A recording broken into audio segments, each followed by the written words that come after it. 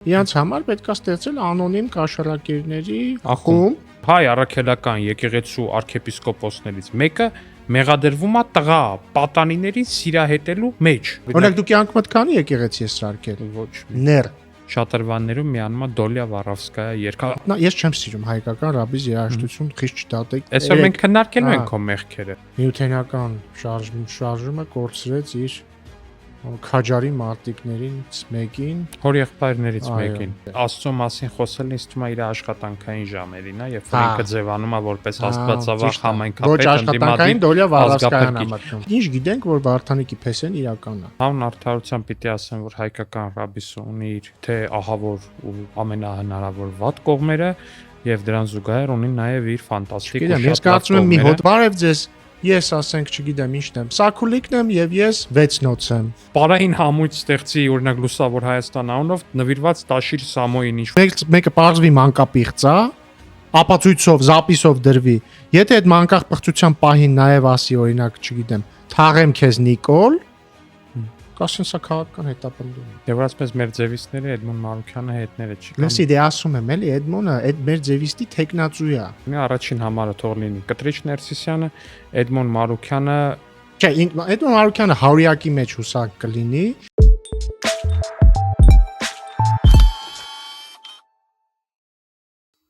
Բարև Ռուբեն։ Բարև Վահագ։ 7 օր չի անցել, ավելի ճիշտ 6 օր է անցել ընդամենը մեր նախորդ ոդկասթից, հիմա 5-շաբթի երեկո է, հաղորդումը իհարկե կտեղադրվի վաղ ուրբաթ օրը, բայց հիմա 5-շաբթի երեկո է ու այս 6 օրը բավականին բուրըն ու քաղաքական առումով բովանդակային էին առնվազն, ինչ ես կարծում։ Անշուշտ տարբեր թեմաներ կան քննարկելու։ Ես չեմ կողմնորոշվում, որից սկսենք։ Ես առաջարկում եմ սկսենք ամենակննարկված թեմայից, դա Վարդանիկի ձերբակալությունն է։ Այո։ Հարգարժան Վարդանիկը այս շաբաթ բռնվեց ըստ հակակոռուպցիոն կոմիտեի իր սիրած գործի վրա, կաշառակերության վրա։ Նյութենական շարժումը կորցրեց իր քաջարի մարտիկներից մեկին, հոր եղբայրներից մեկին, եւ ըստ էության կորցրեց ոչ թե գաղափարական պայքարում, այլ պրիմիտիվ կաշառակերության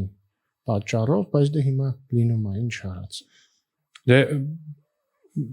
լրիվ սпасելի էր այսքան ասել, որ տեղի ունեցել մի բան, որը զարմացած եմ, ապշած եմ, ինչպես կարելի էր, չէ, չի կարելի, որովհետեւ ինչով է զբաղվել Վարդանիկը տարիներ շարունակ, ինչ քաղաքական կամ կիսաքաղաքական հետագիծ ունի Վարդանիկը, ոնց է առհասարակ Վարդանիկը աղետից այդքան տարի դեռ միջև հիմա լրիվ չվերականգնված Գյումրիում դարձել դոլարային միլիոնատերն ու իր ընտանիքը իհարկե կառուցել տենց Հայաստանի մասշտաբով ամենաշքեղ հյուրանոցներից մեկը եւ մնացածը, կարծում եմ Վարդանիկի բացատրությունը այս թեմայով, որ ինքը հարստացել է ինչ որ կաթ վաճառելով, իր մոր կաթը ինչ որ մի հարուստի երեխայի։ Մոր կաթը։ Հա, ասում են ինչ որ մոր կամ տատի կաթը, ինչ որ մի հարուստ մարդ երեխան հիվանդ է եղել, այդ կաթը եկել է, խնդրել է։ Սա ինքը ասել է։ Հա, այսինքն վաճառել բառը երևի սխալ ասեցի, այդ խնդրել է, բուժել է, հետո ինչ որ լավություն է արել։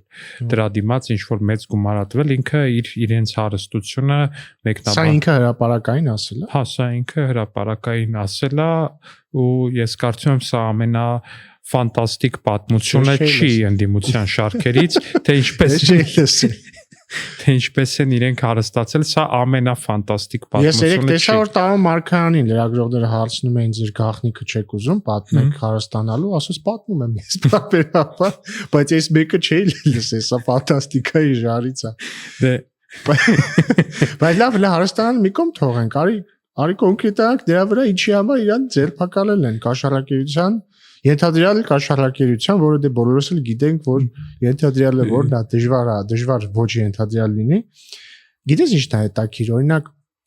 լինում է չէ՞ որ տաղանդավոր դերասաններ են լինում, որ Հոլիվուդում տեն շատ պատմություններ կան, որ ինքը տենց տաղանդավոր սկսում է, մեկ էլ կեսից պարտվում է ալկոհոլիզմին կամ պարտվում է թմրամոլությանը եւ աշխարհը կորցնում է եւս մեկ հանճարեղ դերասան։ Հիմա ստեղ էլ Միութենական միության շարժումը իր գլխավոր մարտիկներից մեկին կորցրեց կաշառակերության դեմ պայքարում։ Այսինքն կաշառակերությանը պարտվեց Միութենական մարտիկներից մեկը, որովհետեւ դա էլ է, չէ, կաշառակերությունը ինձ թվում է մեր նախկին իշխանությունների համար, հանրապետականների, քոչանականների, դաշնակցականների դու էիր կարծեմ ելույթումը ասացիր ու շատ ճիշտ ասացիր, դա թմրամոլության պես մի բան է իրանց համար, դե ամբողջ կյանքները դրանով են զբաղվել, բայց իման դժվար է էլի դրանից հետ կանգնելը երևի։ Իրականում նայ մի հատ հետաքրքիր։ Եվ հիշում ես, ես քեզ առաջարկեցի հենց մի պահ ազգային ժողովի դահլիճ ենք տեղափոխել մեր ոդկասթը, իրանց համար պետք է ստեղծել անոնիմ կաշառակերների խումբ, այսինքն որ կանգնեն մի հատ հանրապետական, մի դաշնակ, այսինքն կամայական ինչ-որ հորինված sense լինի, հա, գան, ասեն բարև ձեզ, ես այսինչանն եմ եւ ես կաշառակեր եմ։ Ես ասենք նախկին նախարար եմ եւ ես կաշառակեր եմ։ Այո, այն մյուսը բարև ձեզ, ես այսինչանն եմ, նախկինում զբաղեցրել եմ այսինչ պետական կոմիտեի նախագահի պաշտոն եւ սիրում եմ ատկատ։ Այն մյուսը բարև ձեզ, ես ասենք, չգիտեմ ինչն եմ, սակուլիկն եմ եւ ես 6 նոց եմ։ Այն մյուսը ասենք, ես բան եմ, ես Սակուլիկի ընկերն եմ եւ ես ընտրակեղծարար եմ։ Ինձ թվում է հոգեբանական ինչ-որ աջակցությունել է պետք է իրենց։ Պատիվ ունեմը օրինակ կարա գնա այնտեղ, ասի մենք պատիվ ունեմնենք եւ մեր շտաբի պետը ընտրակաշառք է բաժանել ու բռնվել է ու դատապարտվել է։ Այլ հենց այդ մեկի ընկերներին, մյուսներին կանչեն ու էլ են կինոներում լինում է, չէ՞ որ ասենք մեկը ասում է ես ալկոհոլիկ եմ ու սլտաճմլիկ պատմություն է պատմում ոնց է իր ընկերը մահացել ալկոհոլիզմից դու ինքը որոշել է գայես խմբակ։ Հիմա տենց էլ պատիվ ունեմի դեռևս չդատապարտված ընտրակաշառք տալու համար անդամները կարող են գան ասել մենք տեսանք որ դատապարտվեց մեր ընկերը եւ հասկացանք որ սխալ ճանապարհի ենք, խնդրում եմ օգնեք մեզ։ Հա, խնդրում եմ օգնեք մեզ, բայց հետո բոլորը ժանրի կանոններով բոլորը պետքա բան անեն։ Այդ խմբա չդիմանան այդ ռուսերեն ասած սրիվ տան, էլի։ Հա, սրիվ ալեն։ Ռեցիդիվ պետքա լինի, այո։ Չէ, բոլորը չպետքա լինեն։ Բայց ինչը եւ լինում է, որովհետեւ 18-ից հետո տպավորություններ, որ օրինակ Սերժենք պետքա հասկանան, որ չի կարելի ընտրակաշառք բաժանել, բայց արի ուտես, որ 21-ի ընտրություններում պատիվ ունեմի շտաբի պետը բռնվում է ընտրակաշառք բաժանելու վրա, բայց վերադառնալ։ Եթե կներես, բայց եթե չեմ սխալվում, Գյումրիում էլ այս տարվա ընտրությունների համար արդեն Մարտուն Գրիգորյանի թիմից, չէ՞, ձեր Մարտուն Գրիգորյանի թիմից կա, այնտեղ են Թևանյան Անդրանիկի թիմից կա։ Ու գիտես ինչն է հետաքրքիրն է, էլի, ես ամենայն անկեղծությամբ եմ ասում։ Երբ որ Վարդանիկը ընտրվեց քաղաքապետ Գյումրիի այդ իրանց կոալիցիայի արդյունքում, ես մտածում եի, որ տրամաբանորեն ինքը ինչ է նախկին ուժերի ծնունդներ, չէ՞ Վարդանիկը, տրամաբանորեն իրանք պետքա երկու բան հասկանան։ Բան համար 1, որ իրանց 18 թվին ժողովուրդը ուղարկել է հերու, որովհետև իրանք եղել են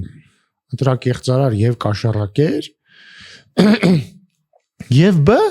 այսօրվա իշխանության պայմաններում երբ որ ուժայինները իրանց չեն ենթարկվում, եթե ռեցիդիվ լինի իրանց մոտ, իրանք բռնվելու են։ Ու ինձ թվում էր որ չէ, դեռ երրորդ կետ էլ կա։ Եվ նաև, եթե իրանք այտենց չանեն, իրանք դրանով մարդկանց կապացուցեն, որ իրանք փոխվել են ու հնարավոր է լինել նախկին կաշառակեր սրիկա եւ փոխվել։ Այո։ Բայց փաստորեն հերիք չի իրանք ընտրությունների ընթացքում էլի հին խասյաթը չեն թարգում եւ էլի ընտրակաշառք են բաժանում։ Փառք Աստծո, մեր ուժայինները նորմալ աշխատում են եւ դեպքերի մեծ մասը բացահայտում են։ Հետո յուրահատուկ շանս են ստանում։ Այսինքն Գյումրիում այս տարի ինչ է կատարել։ Առաջին անգամ 18 թվականից հետո մի համայնքում նախկինները այսքան ցայտուն կերպով իշխանության էին եկել։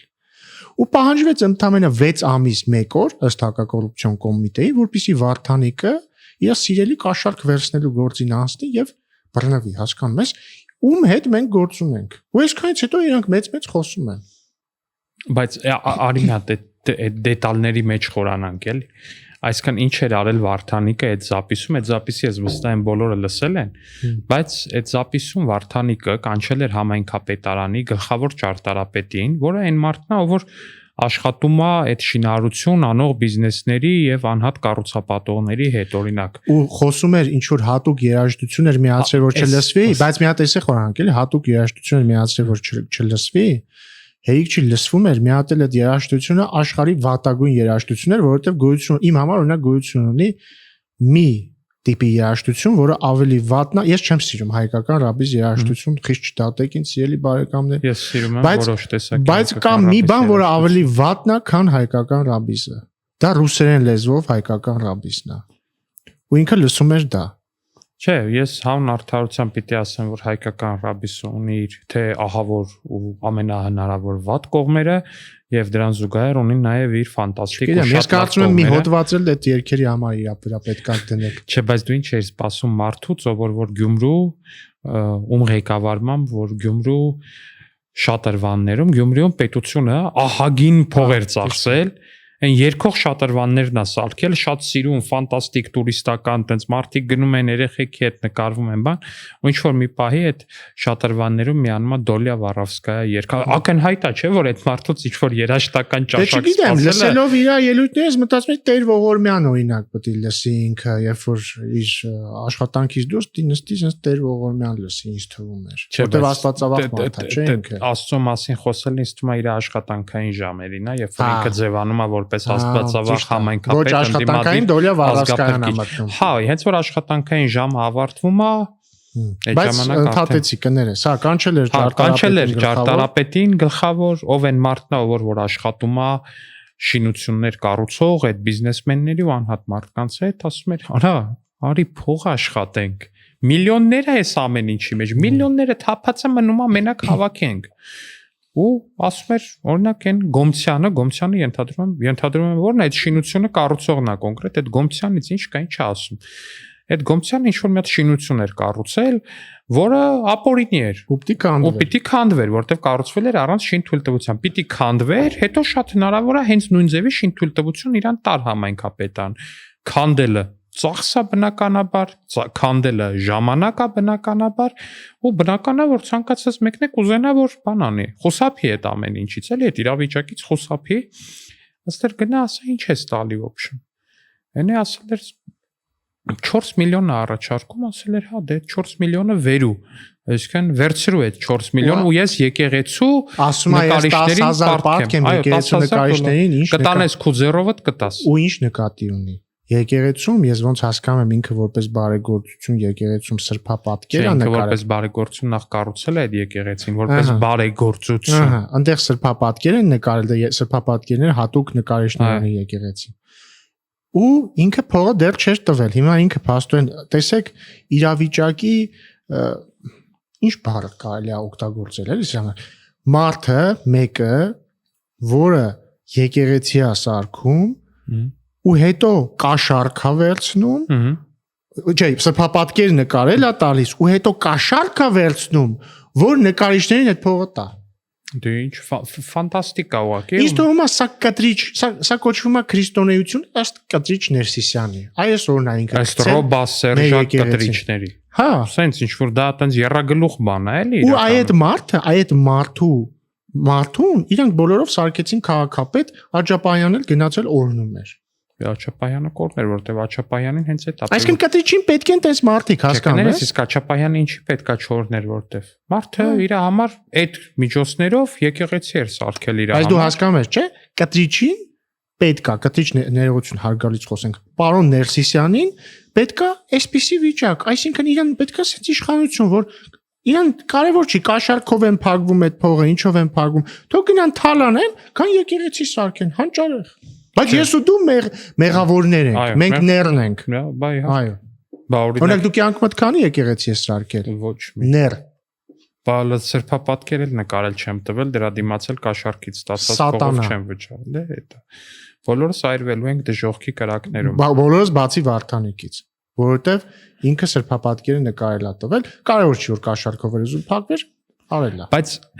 սա էլ դեռ մի կողմ հասկանում ես, այդ զապիսները երբ որ հրապարակվում են, այդտեղ ընդհանրապես ոչ մեկս չի զարմանում։ Այդ զապիսները այնքան օրգանիկ են վարդ, էլ չեմ խոսում, այնտեղ մի դրվագել կար էլի։ Այնտեղ տուեր էր դրած իհարկե, բայց նույնիսկ հասկացում է, թե որ կներեք բարի համար, որ քուֆուրներ ինքը քիֆիր։ Հա, քիֆիր Գյումրու բարբարով, որ քիֆիրներ կոնկրետ ինքը տալիս գլխավոր ճարտարապետին, այսինքն էդ էլ էլի Էդ էլ էլի 1000 ներողություն։ Այդ մարդն էլ ասենք ինչ տարիքի է։ Բայց ինքը քաղաքապետ դառնալու այդ քարոզարշավի ժամանակ ասում էր, չէ, էլ ինչ քաղաքապետ, որ քիֆիր էնել չի դե։ Հա, դες որ ինքը խոստում չի խախտել այս դեպքում։ Հա, այս պարագայում երկերեսանության մեջ չես, երեսպաշտության մեջ չես մեղադրի։ Ինչևէ, բայց էս էլ դեռ մի կողմ է ախր։ Այս ամեն ինչը տեղի ունեցավ, իրավապահները գնացին, որ ձերբակալեն, ուտեղ կանգնեց հույան-բույան շոու, եսիմ ինչը, մեզ ասում են դուք շոու եք անում, բայց ինչն էր շոու, ես չհասկացա։ Իրավապահները այս զայնագրությունը գաղտնալսումը արել են ակնհայտորեն։ Ինչ որ բայ գնացել են, քննությունը իրականացրել են, ասեն պետքա գնալ ձերբակալել։ Ասում են գնացել են դիմակավորված, հատուկ այսքան մարդով կներեք, բայց իրան հարգող որոշակի կրթություն ունեցող իրավապահ համակարգի մասնագիտացում ունեցող մարդը Վարդանիկի պես կրիմինալ անցյալ ունեցող մարդու մոտ ձերբակալության, նրան ձերբակալելու երբեք չի ուղարկի, ասենք 2 հատ բարեկային ծառայողի։ Ինչը նախ ապացուցվեց, որ ճիշտ են արել, որ շատ մարդ են ուղարկել, որովհետև Վարդանիկը արդեն կազմակերպել էր, որ դիմադրություն լինի եւ խժդժություններ, ինչը բայց մեր իրավապահները շատ լավ աշխատեցին, բայց այդտեղ հարցը նույնիսկ դա չի։ Հիմա parza չէ որ եթե X կա պատկերացրու Վարդանիկը չի, մի այլ շատ սուրբ անձնավորություն է, սուրբ չէ, ցիվիլ անձնավորություն է։ Եթե ինքը ենթադրյալ կոռուպցիոներ է, պատկերացրու ոչ թե իրավապահները գնում են քաղաքապետարան, այլ իրենց ծանոթում են տալիս, ասում են արի։ Պարզ չի որ ինքը կենթադրի որ մի բան այն չի, ինչքան փաստական ապացույց կա իրակաշարակերություն կվերացնի այդ ընթացքում։ Ամբողջ իմաստն այն է որ գնում են միաժամանակ, ասենք այնտեղ համակարգիչներն են արտգրավում, փաստաթղթերն են նայում եւ այլն, դա է ամբողջ իմաստը։ Կերպանների պարունակությունն են նայում ինչու ոչ տենան հետո 4 միլիոնից փող կա օրինակ։ Բայց հələ այդ մի կողմ թողնենք։ Հանգամանքները ձերբակալության մի կողմ թողնենք։ Հետաքրիր էր Շարանը դատապարտումների ընդդիմության կողմից։ Ում են դատապարտում։ Ոչ այդ մարդուն, որը դարել է քաղաքապետ եւ դրանից հետո ըստ հակակոռուպցիոն կոմիտեի 6 ամիս 1 օր հետո բռնվել է կաշառակցության վրա։ Իրանք դատապարտում են իշխանություններին քաղաքական հաշվիհարդարի եւ քաղաքական բռնությունների համար։ Ու ովքեր են էլի նշենք էլի մի հատ այդ ուժերին։ Առաջինը Թաթոյանենց Սերժի հետ ոչ մի կապ չունեցող ուժը դատապարտեց։ Սերժի հետ ոչ մի կապ չունեցող եւ Սերժի փոխնախարար աշխատած Թաթոյանն։ Բայց Սերժի հետ որևէ կապ չունեցող, Սերժ Սարգսյանի հետ որևէ կապ չունեցող ուժը դատապարտեց մեզ, որ Սուրբ Վարդանիկը ձերբակալվել է կոռուպցիայի կասկածանքով, ու հիշեցնենք էլի, կա ձայնագրություն, ցանկացած մեզ դիտող ցանկացած քաղաքացի կարող է բացել YouTube-ը, լսել ձայնագրությունը, ու սա այն դեպքերից է, որ վեճ չի կարող էլի լինել, լսում ես ակնհայտ է, ինչի մասն է խոսքը, ակնհայտ է, խոսում են ինչ որ բանի համար փող վերցնելու համար ապօրինի։ Լավ, Թաթոյանը, հետո դաշնակցականները, նույնիսկ падգամավորները գնացին դաշնակցական, Հայաստան խմբակցության падգամավորները գնացին Վարդանիկին աջակցություն հենց Գյումրի քաղաքապետարանի մոտ։ Հանրապետականները, այստեղ առանձին բանա թեմայա նաև Մարտուն Գրիգորյանի տարօրինակ հայտարարությունը ասում է դե մոտավորապես գիտես ինչ ասում, ասում է դե ես ասում եի չէ որ խոցելի մարդ ընտրենք, սենց է լինելու, ասում եի չլսեցիք Մարտուն ջան, ով չլսեց քեզ դու ես գնացել ընտրել, որոշիչը քո ձայնն է։ Եվ երկրորդը ինչ անշանակում խոցելի տեխնացու։ Հիմա ինքը վերջը սուրբա թե խոցելի է, մի հատ կողմնորոշվեք։ Կարող է ուզում ես ասես որ ամեն դեպքում կաշառակեր է։ Մենք տարիներ շարունակ ասලා որ մարդասպան է, կոռուպցիոներ է։ Հա, խոցելի ասելով դա նկատի, բայց մենք քաղաքական ճնշում։ Բայց դա քաղաքական բռնաճնշում է, այո։ Հետո Մարտունից հետո հանրապետականները դե էլի իհարկե պաշտպանեցին կաշառակերին։ Հետո նաև բնականաբար մեր ձևիստները այլ կերպ չէր կարող լինել։ Մեր ձևիստները տեղում էին։ Եվ տեղում էին եւ պաշտպանեցին Հայ ազգային կոնգրեսը մի երկու օր ուշացան արդեն անհանգստանում էի, բայց իրանք էլ ասեցին, որ քաղաքական նպատակներով այս հետապնդումը եւ նաեւ Էդմոն Մարուքյանը իհարկե երեք միացավ։ Եվ ասես մեր ձևիստները Էդմոն Մարուքյանը հետները չի կամ։ Լսի դե ասում եմ էլի Էդմոնը այդ մեր ձևիստի տեխնացու է։ Ինքը դեռ չի հասել այդ մակարդակին։ Հա, իհարկե։ Հիմա իդեպ բանա այդ մեր ձևիստները իրանք բանա, չէ՞ Casting են անում։ Casting են անում մեծապատիվ մուրացկանների մի շարք կա, որ ուզում են մեր ձևիցներով ինչ որ Էդմոն Արմասը շատ է ջանում։ Հա, Էդմոնը դե իմ մեծ հիասթափություններից մեկն է, ես էս վերջերս էլ Այսօր մենք քննարկելու ենք քո մեղքերը։ Հա, քիչ են, շատ չեն իմ մեղքերը, բայց Էդմոնը իմ մեղքերից մեկն է։ Բայց դե հիմա ինչ արած։ Ինչևէ, հիմա իրանք բան արեցին։ Բոլորով, ասենք անթակույց ոնց է հնարավոր լսել ձայնագրությունը, իմանալ, որ մարդիկ լսել են այդ ձայնագրությունը։ Ու խրող դեմքով ելնել ասել սա քաղաքական հետապնդում է, Վարդան Ղուկասյանը կաշառակեր չի։ Ես չեմ կարող սա հասկանալ։ Իրոք չեմ կարող սա հասկանալ։ Չէ, բայց ախր պետք էլ չի որ դու դա հասկանաս։ Իրանք, ինձ թվում է անդիմությունը արդեն վաղուց մտել է այն ցիկլի մեջ, երբ որ իրանց համար էլ կարևորել չի, թե որտեղ ավարտվում բանականության սահմանը, որովհետև այն պահից սկսած առաջին անգամ անդիմությունը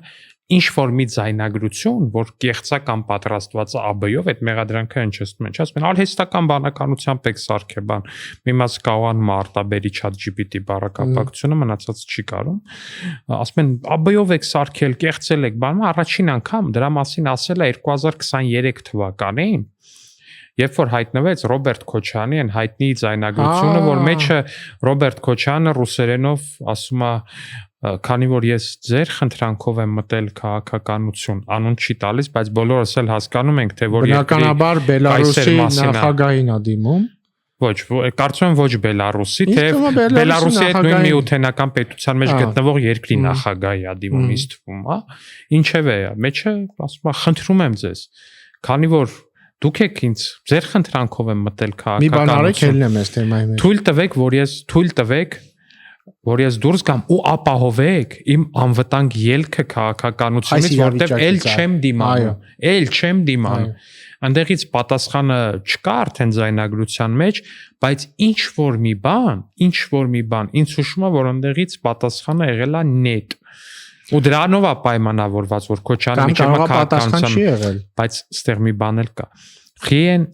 իրանք այդ ժամանակ ասին սա ԱԲ-ով է սարքած։ Ես միտումն է որ 3 անգամ այդ ձայնագրությունը ազգային ժողովի ամբիոնից միացրել եմ, ասել եմ սա կեղծ չի։ Դատի տվեք ինձ։ Թող դատարանը սա ուղարկի փորձաքննության։ Եթե պարզվի որ կեղծ է, ես կպարտավորվեմ, հիմա գումար է, ներողություն է, հերքում է, ինչ որ է։ Չեն տալիս, բայց իրանք կներես ավարտում եմ հիմա, բայց իրանք ինչ են անում։ Իրանք փորձում են այս պայմանը, երբ որ իրանք են պարտավոր դատի տալ, ու կարան դատի չտան, տենց իրանք ասեն կեղծա ու վերջ, այդտեղ բրցնի թեման, դե իրանք ասել են կեղծա։ Իրանք փորձում են նույնը պրոյեկտեն, օրինակ են Բագրատ Գալստանյանը, հենց այն մնացածի ձայնագրությունները, որտեղ որ այդ ձայնագրությունը արդեն իսկ դատարանի տիրույթում է ու դատարանը ուզած չուզած դա ենթարկում է փորձաքննության։ Դրա համար որ ընդամենը մի անգամ մի բերան այն ժամանակ ասեցին կեղծա ԱԲ-ով ասարկած, մի անգամ էլ ստեղ են ասել, բայց էլ չեն կրկնելու։ Բայց չեն ասում որ ԱԲ-ով ասարկած։ Դե Փեսեն ասեց Վարդանիկի մի անգամ ու վсё։ Լսի։ Փեսեն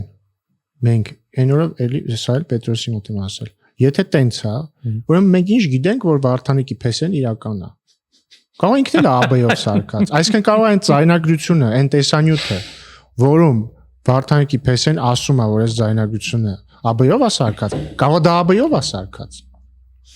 Կարող է Վարդանիկի Փեսեն գոյություն չունի։ Կարող առհասարակ։ Վարդանիկն էլ գոյություն չունի, դա հոլոգրամ է։ Ես չեմ տեսել։ Ես եմ մոտիկից չեմ տեսել։ Դա հոլոգրամ է։ Ու հանուն արդարության մի քիչ դժվար է հավատալ, որ տես կերպար կարող է գոյություն ունենա։ Հա։ Դա կարող է կյանքը իրական չի ընդհանրապես։ Մենք սիմուլյացիայի մեջ ենք ապրում։ Սիմուլյացիայի մասին խոսեցիր Էդմոնից։ Հա։ Խոսեցիր Էդմոնից ու քո մեղքերից։ Արի այսօր մեղքերի թողության տենց նմանատիպ մի մեղքերի խոստովանության տենց երեկո կազմակերպենք քո համար։ Ես ունեմ մի մեծ մեղք եւ խոստովանել է, խորհուրդ եմ տալիս մեր քաղաքական դաշտի բոլոր գործիչներին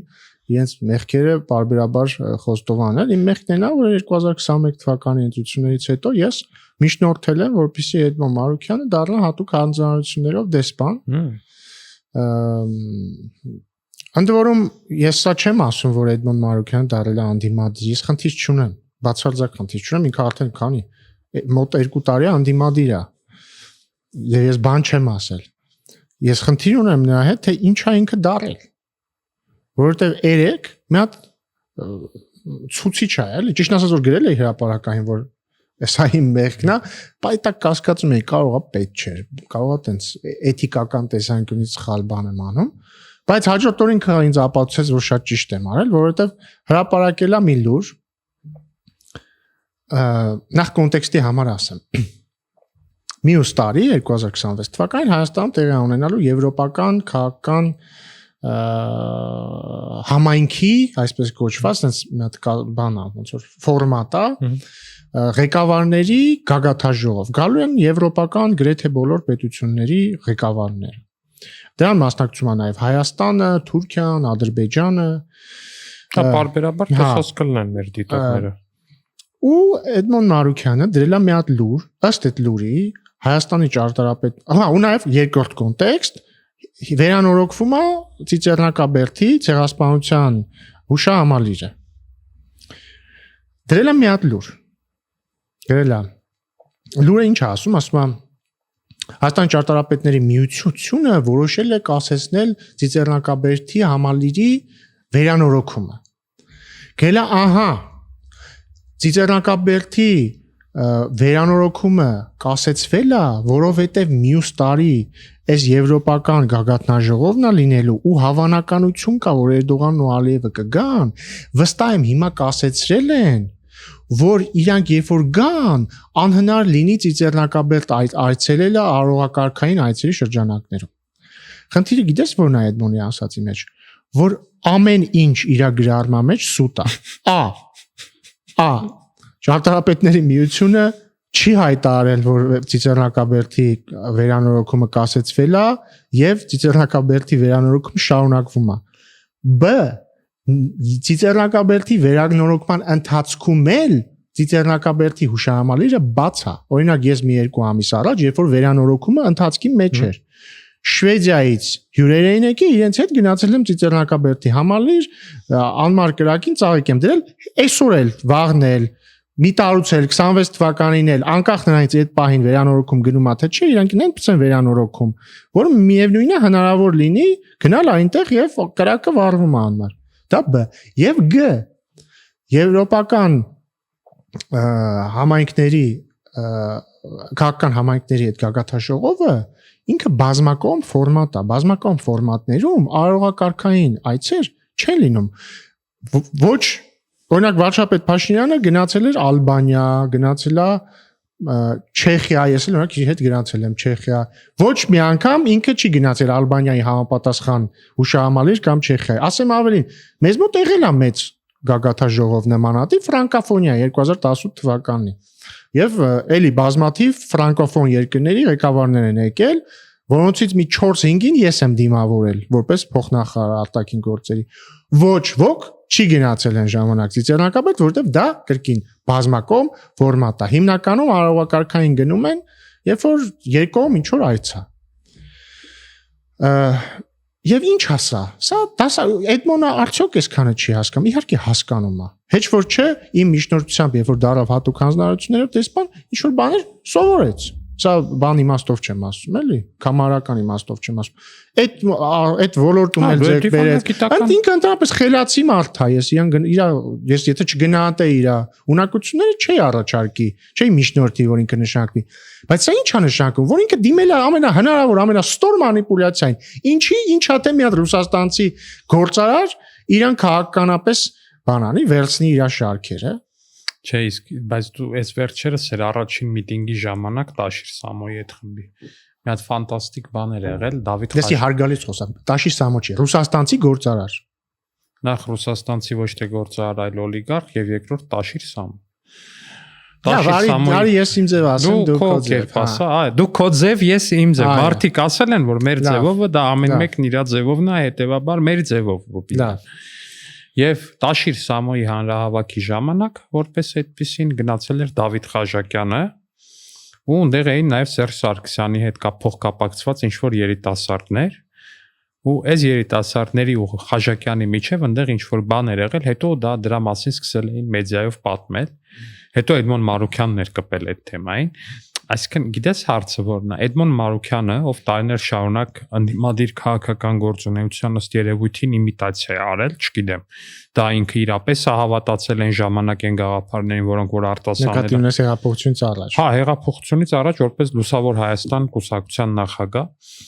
թե ինչ արել տարիներ շարունակ այդ բոլոր մարդկանց ասելա դուք սենց դուք կնենց սենց անենց բան եւ իհարկե միշտ օթում կախված ինչ որ բաներ եղել է իր հետ բայց դրան չանդրադառնանք ամեն դեպքում մարդը իր դեմքով ինքն իրան հայտարարել է անդիմադիր գործիչ էս կոմենկով հիմա ինչ որ պահի գնացել է այդ իր կողմից ամենավերջի այդ մեղքերում մեղադրված մարդկանց ընդհանուր այդ մարդկանց կոնգլոմերատի միտինգին են իրան գնում մասնակցում ու նեղվում են որ իրանց այնտեղ որպես օտար մարմին են վերաբերվում բայց իզուր են նեղվում կներես իրանք իզուր են նեղվում որտեվ իրանք մեկա օտար են ուզում ես սազը առած ամեն օրը սազանդարի պես տենց երկի երկեր նվիրի երկեր ձոնի նույնիսկ Պարային համույթ ստեղծի օրինակ Լուսավոր Հայաստան անունով նվիրված Տաշիր Սամոյին ինչ որ Բերտ Պարը բեմականացնի, չգիտեմ, այնտեղ KGB-ի շենքի դեմը կամ ինչ որ մի բան անի, մեկը ինքը ընկալվելու է որպես խորտ մարմին այդ խմբի համար։ Իրանց խնդրեմը գիտես նաև նա եղել այդ մոնենց։ Այդ երրորդ ճանապարհը ինքը միշտ չի որ լավ բան է, էլի, որտեվ ինքը բան է, էլի, ինքը այդ չկողմնորոշվել է իր հիմնական խնդիրն է։ Մենք այս վերջերս Եղոյան Արմաններ լավ էր ասի, ասել, երբ որ ես կասկածում եմ մի բան ճիշտ են կարող, թե չէ, նայում եմ Էդմոն Մարուկյանը ինչ է ասում, եթե ասում է սխալ են կամ հանգստանում եմ, ենթադրում եմ, որ սա ամեն ինչ ճիշտ են կանում։ Բայց այդ է իրանց այո, այնտեղ չեն ընդունելու այն դաշտում, որովհետև ամեն դեպքում իրանք տենց այդ տիպի մեծ մեղքեր չունեն, էլի։ Չնայած ընդհանրապես բան իշխանություն չեն եղել երբեք որ մեղք ունենան կամ չունենան էլի ու այդ խնդիրը ես դա ընդ որում հեղափոխությունից էլ էր էլի երևում հիշենք էլի հեղափոխության օրերին մինչև տենց նախավերջին օրը Մարուկյանը համոզում էր որ սա սխալ ճանապարհ է հիշում եմ Նիկոլ Փաշինյանից որ բռնեցին ապրիլի 23-ին Ես եկա հանրավակին հա 22-ին կներես 22-ին Ես եկա մենակ ես էի մնացել շատ քիչ մարդ էր մնացել ինձ ասեցին դե դու վարի հանրավակը բան բայց մինչև այդ ինձ կասեն ես եկա եկել տունը Մանե Թանդիլյանն այնտեղ կանգնած չեմ հիշում Խաչատրյանն այնտեղ էր թե չէ այսինքն մինչև Փաշինյանի բռնելը ինչքան էր մի 15 օր արդեն հանրավակներ էին կանում չէին երևում։ Մեկը բռնելը տեսնում Մանե Թանդի պատգամավոր էր դեն ժամանակ։ Այդտեղ ինքն է կանգնած եւ բան եւ այլն։ Չեմ ասի ինչ խոսացինք, մանրամասն չեմ էլ հիշում, բայց էություն լիներ որ չթողեցի կան ելույթ ունենան եւ ճիշտ արեցի։ Հետո իհարկե մենք իրանց ներեցինք, նույն Մանե Թանդիլյանն նշանակվեց նախարար սոցիալական ապահովության։ Հետո իրանք էլի դառան ընդդիմադիր, հետո 21 թվականին, հետո Մանե Թանդիլյանը լքեց Էդմոն Մարուկյանին դարձավ ապրելու երկրի Ռուսաստան Մի խոսքով մեղքը հետեւյալն է, եթե Աստծո հաջողությամբ 26 թվականին մենք հաղթենք, ես խոստանում եմ, իսկ ես գիտեմ, որ Աստծո հաջողությամբ ժողովրդի քրեով Չէ, ես խոստանում եմ չմիշնորթել, որ Էդմոն Մարուկյան նշանակվի որևէ պաշտոնում, բայց չեմ խոստանում Կներեք, սա մի վարքյան, սա արձանագրենք, հարգելի Սա նախընտրական խոստում է Սա քաղաքացիական պայմանագիր կուսակցության հատկապես մեր թիմակիցներին է այս տեսանյութը խնդրում եմ անպայման բոլորը ձեր մոտ սկրին արած կպահեք այս տեսանյութը որտեվ Ռուբինյանին իմանալով նա մեկ-մեկ ներողամտության անհարկի մեծ դոզա է ունենում Սիրելի գործընկերներ այս անգամ իմ սիրտը չի թրթռա եւ ես նույն սխալը չեմ կրկնի Սխալներ չկրկնելու մասին մենք իրականում բայց մի կներես մի բան էլ էլի ասեմ մենք շատ խոսացինք Էդմոնի մասին բայց ես էլ եմ կարծում միտքը Էդմոնը չի միտքը այն է թե իմ կարծիքով քաղաքական գործիչը իր գլխավոր սկզբունքների շուրջ պետք է հետևական լինի ինքը կարա փոփոխի իր քաղաքականությունը իր որոշ հայացքներ բայց գլխավոր սկզբունքների շուրջ պետք է հետևականություն ունենա օրինակ ոնց կարա կուսակցություն ստեղծվի եվրոպական միության ինտեգրացիայի վերաբերյալ, այսինքն իր գլխավոր գաղափարը լինի Եվրոպա մետությունը, Ու դրանից մի քանի տարի հետո, երբ որ Հայաստանի ազգային ժողովը ընդունում է օրենքի նախագիծ Եվրոպական միությանը անդամակցության վերաբերյալ, ասի թույլ չենք տալու ուկրաինացում, սա ուկրաինացում է։ Տեսել, իդեպ դու վստահաբար ես տեսել այդ տեսահոլովակը էլի լուսավոր Հայաստանի նախընտրական ներկամին չէր, կոնկրետ 16 թվականի հոլովակա, հերթով խոսում են Խաչակյանն է, այնտեղ Էդմոնն է Մարուքյան, Մանենն է Թանդիլյան, ասում են Հայաստանը պետքա դուրս գա ԵԱՏՄ-ից եւ պետքա դառնա եվրոպական տիպի պետություն։ Հա, տենց ախր չիլնում տենց հասկանում ես։ Կամ հաջորդը էլի ասեմ, էլի օրինակ նույն Էդմոն Մարուքյանը ինձ մի տարի առաջ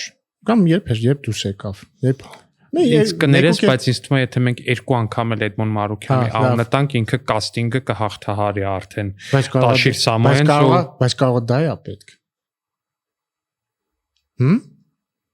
Վերցրեք Էդմոն Մարուքյանին հարգելի Տաշիր Սամոյան։ Վերցրեք։ Հարգարժան Տաշիր գրուպին խնդրում ենք պարոն Մարուքյանին ընդգրկել իրենց նախընտրական ցուցակում, որը ինչպես նախորդ անգամ առաջարկել ենք, որ գլխավորի Կտրիչ Ներսիսյանը։ Այո։ Կատարել է ֆանտաստիկ բան կրնի, առաջին համարը թող լինի Կտրիչ Ներսիսյանը, Էդմոն Մարուքյանը, չէ, Էդմոն Մարուքյանը հարյակի մեջ հուսակ կլինի, բայց կարծում եմ նաև երկրորդ համարը պետք է լինի Վարդանիկը, որովհետև ինքը որոշակի տրամաբանություն պիտի լինի։ Նայ, առաջին տեղում պետք է լինի Կտրիչ Ներսիսյանը, որը անցած մեր հաղորդման ժամանակ ֆիքսեցինք, որ պետք է իրենք ասում են բոլորի համար ընդունելի պիտի լինի, եւ նաև մարդ, որը ցանկանում է զբաղվել քաղաքականությամբ, ունի քաղաքական ջիղ Կտրիչ Ներսիսյանը։ Երկրորդ տեղում պետք է լինի, կարծում եմ, մարդ, որը ճգնավոր է, որը քաղհալածյալ է, ըստ իրենց, չէ, ինքը գաղափարական մարդ է, չէ, հանուն գաղափարի է, չէ, նստած ըստ իրենց տրամաբանության, Վարդանիկը, եթե մենք իրան քաղաքական հալածանքի ենք ենթարկում, ուրեմն ինքը գաղափարի համար է, խղճի բանտարկյալ է Վարդանիկը։ Եվ հետեւաբար ես չեմ պատկերացնում, թե ինչպես կարելի է երկրորդ համար դնել այլ մարդու եւ ոչ Վարդանիկին։ Միանշանակ երկրորդ համար պիտի լինի Վարդանիկը, ես կարծում եմ, կամ եթե Վարդանիկը Քոչարյանից թիմից է, պետք է լինի Քոչարյանից երկրորդ համարը։ Կամ գուցեև առաջինը, ասեմ քեզ։ Ոնց էր օրինակ Նելսոն Մանդելան, չէ՞։ Նայ, օրինակ Հարավ-Աֆրիկյան Հանրապետությունում ապարտեիդի տասնամյակներից հետո Նելսոն Մանդելան, չէ, ինքը այդքան տարի նստեց հանուն իր գաղափարի։ Եվ ինքը հետագայում հաղթեց եւ իր կուսակցությունը ազգային կոնգրես, կարծեմ հենց այդպես էր կոչվում, իրենք հաղթեցին եւ ինքը բերեց ապարտեիդի ավարտի, բերեց ժողովրդավարության, բերեց ռասիզմի ավարտի եւ իրան նստած լինելը իրան չէր խանգարում, որ տասնամյակներ շարունակ ինքը լիներ դիմադրության շարժման ղեկավարը։ Եվ ես համարում եմ, որ Վարդանիկը ըստ ընդդիմության տրամաբանության ոչնչով չի զիջում Նելսոն Մանդելային եւ ինքը պիտի գլխավորի Ռոբերտ Քոչարյանի կամ ասեցի, կամ Տաշիրենց երկրորդը լինի, որովհետեւ առաջինը դե Կտրիչ Ներսիսյանն է, կամ Քոչարյանից դաշինքի առաջին համարը պիտի լինի Վարդանիկը եւ կարծում եմ դա տրամաբանական կլինի։ Ինչ ես կարծում։ Ամեն։ Այո, որոշեցինք։ Իսկ ինչ մենք կշարունակենք։ Կներես Սերժ Սարգսյանից ցուցակի առաջին համարին էլ գիտեմ։ Այսօր տեղեկություն ստացանք, որ 2018 թվականին ցուցարարներին ծեծելու համար վերջապես ազատազրկման է դատապարտվել Դավիթ Համբարձումյանը, Մասիսի քաղաքապետ, եւ պարոն Համբարձումյանի հարցազրույցները, ելույթները լսելիս կրկին պարզ է դառնում, որ ինքը մոտարապես նույն ջիղը ունի դիմադրության, ինչ Հարավ-Աֆրիկյան Հանրապետության հետ կապված եւս մեկ այլ անձ մեծ հնդիկ Մահատմա Գանդին, որը մինչև Հնդկաստանում իր շարժումը հաղթական ավարտով փսակել է, մի քանի տարի, նույնիսկ երկար տարիներ ապրել էր Հարավ-Աֆրիկյան Հանրապետությունում։ Եվ կարծում եմ ինքն էլ պիտի լինի առաջին համարը հանրապետական կուսակցության, որովհետև կրկին նույն տրամաբանության մեջ։ Այս պահին արդեն իսկ առաջին համարն է հանրապետական կուսակցության, որտեղ այս պահին իրանց իմպիչմենտի տեխնացուն է վարչապետի։ Ահա, ուրեմն տրամաբանական կլինի, որ իրանց առաջին համարը լինի։ Անտրամաբանական կլինի ցանկացած ուրիշ բան։ Ճիշտ է։ Բայց չէ, իդեպ օրենքը թույլ տալիս է, որ դատապարտված մարդը, չեմ ասում կալանավորված կամ մեղադրվող, այլ դատապարտված մարդ։ Կարող է դատապարտվածը։ Հա, բայց դե մի խոսքով էական չի, բայց ակնհայտ է, որ այս պահի դրությամբ առնվազն ոչ թե դատապարտված, այլ երևի պատիժ կրողին թույլ չի տալիս։ Երևի։ դե պատիժ կրել էլ կա, պատիժ կրել էլ դատապարտված ու պետքա ճիշտ ենք ամեն դեպքում, հա։ Ամեն դեպքում պետքա հասկանալ, թե ով կլինի դա, իմ կարծիքով իդեալական տեխնացու է, ու ֆանտաստիկա են ուղղակի, որ այդ լուրը իրականում այս ձայնագրության պահից մի ժամ, 2 ժամ առաջ եղավ ու հանրապետական կուսակցությունը արդեն իսկ հասցրեց սա ներկայացնել որպես քաղաքական բռնաճնշում։ Մենք ի սկզբանե որոշում ունենք, որ մեր ոդկասթում այլ կադրեր չենք դնելու, այսինքն չենք ասելու, եկեք միասին դիտենք այդ բանը, բայց վստահ եմ յուրաքանչյուրը դել ուղակի YouTube-ով, որտեղ հիմա դիտում եք մեր այս ոդկասթը, գրեք Դավիթ Համբարձումյան 2018 ու կտեսնեք այդ եղկելի կադրերը, թե ոնց էր ինչ որ մի հաստակ գլուխների խումբ ծեծում 2018-ին, ուղակի խաղաղ այսենց կանգնած ռյուքսակով բան են ամենասովորական ուսանողների, այն որ յաշիկով գալի կանգնում են, ճառացնում են ու սկսում են ջարդել ուսանողների։ Այդ խմբի պարագլխին դատապարտում են եւ հանրապետական կուսակցություն ասում է սա բռնաճնշում։ Այդ հանրապետական կուսակցության դեպքն է ու այդ հենց այնա թե ինչ ենք մենք ասում որ դուք հարգելի հանրապետականներ արժեզրկել եք քաղբանտարկյալ բառը ու քաղաքական բռնաճնշում բառը օրինակ ոնց էս պատկերացնում հիմա չգիտեմ գնանք այնտեղ դու գնաս ԵԽԽՎ ես գնամ ՆԱՏՕ եւ խորհրդարանական վեհաժողովին այնտեղ ինչ որ մեկը օրինակ հանրապետականները սենց արտաքին գործընկերների հետ աշխատած են ինչ որ մեկը գասի այ դուք ինչի եք քաղաքական բռնաճնշման ենթարկում հանրապետական կուսակցության անդամին ու ես ասեմ մի րոպե այդ տեսանյութը sense բացեմ, ասեմ, դիտիր, հարգելի եվրոպացի կամ չգիտեմ, արտասահմանցի գործընկեր։ Ըստ քեզ, այս մարդը, որ այսենց ծեծում է խմբի կազմով ցուցարարների, այս մարդուն դատապարտելը, միթե համարվում է քաղաքական դատապ, այդ մարդը ինչ ռեակցիա է տալու դրան։ Ընդհանրապես իրանք շատ բառեր են արժեզրկել։ Մենակ հանրապետականները չէ, էլի, ընդդիմություն։ Նայ,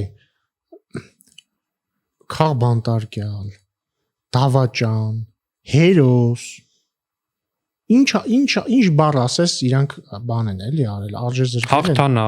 հաղթանակած կապիտուլյացիա բառն են ընդ որում երկու սպեկտրի երկու տեղերն էլ է համ ասում եմ հերոս դավաճան կապիտուլյացիա ամեն ինչ արժեզրկել են որովհետև իրանք չեն հասկանում որ բառերի հետ պետքա զգույշ վարվել չի կարելի ափրծփր բառեր օգտագործել բայց դե հիմա ինչ արած իդեպ որ խոսեցինք արժեզրկման մասին նոր հիշեցի հետքի հրապարակումը հետքը ես հետք չգիտեմ մեր հերոստատիտողները գիտեն հետքն ինչա հետքը մի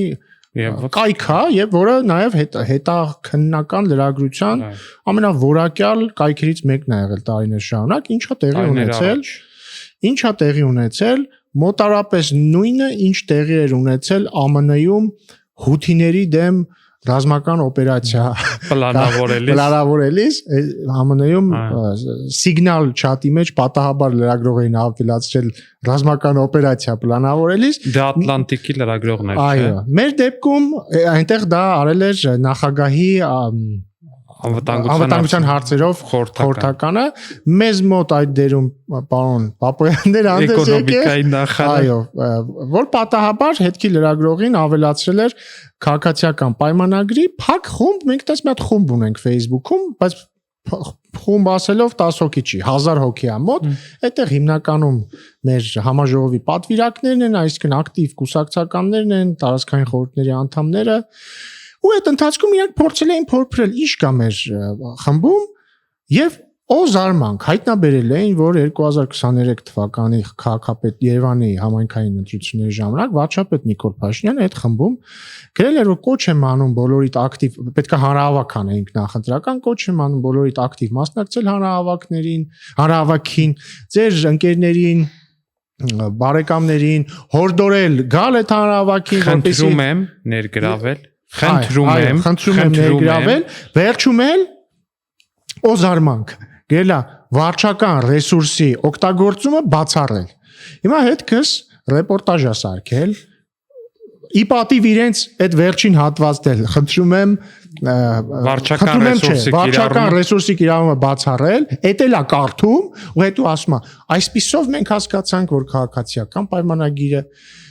կիրառել է վարչական ռեսուրս։ Հետո էլ այդ նույն լրագիրը մեր սիրելի Ազատության եթերում տեսա ռեպորտաժ են սարքել, այդ նույն լրագրողը ասում է, հա, բայց նույն բանն է, էլա, ենա Կտրիչ Ներսիսյանը, իրանք մեղադրում են, որ Կտրիչ Ներսիսյանը հայր աղանին ասելա կգնաս Փաշինյանի դեմ հանրահավաքի, իրանց մոտ էլ Փաշինյանը հորդորում է իրանց գնալ հանրահավաքի։ Բայց այդտեղ տարօրինակն է, որ Կտրիչ Ներսիսյանը ոնց որ թե կուսակցության ղեկավար չի եւ քաղաքականությամբ չի զբաղվում, բայց այդ հեչ Կտրիչ Ներսիսյանն էլ կարող հորդորեր հայր աղանին հորդորեր կամ խնդրեր հայր աղանին գնալ հանրահավաքի, բայց այդտեղ խնդիրն է, որ ինքը ոչ թե հորդորել, այլ ստիպել է եւ երբ որ նա հրաժարվել է գալ հանրահավաքի, այնպիսի անտանելի պայմաններ է ստեղծել, որ հրաժարվի հոգեվոր ծառայությունից։ Իսկ Նիկոլ Փաշինյանը հորդորել է իր կուսակցականներին, խնդրել է իր կուսակցականներին գալ հանրահավաքի։ Այսինքն ըստ հեկտքի եւ ասում են ընտանիքի անդամներին եւ ներգրավել։ Ասում եմ Ժորժ ջան, օրինակ իմ ընտանիքից մարդ չի մասնակցել այդ հանրահավաքին։ Դից է ստացվում։ Բայց իրանց տրամաբանությամբ ես հենց հիմա պետք է պատգամավոր չլնեի։ Ասեմ ավելին, հիմա իրանց տրամաբանությամբ ես հենց հիմա, հեսա քեզ մի հատ բան կասեմ, հիմա սպասի ասում եմ։ Վակ, մեր հաջորդ ԿՊ-ի հանրահավաքին կգաս, խնդրում եմ։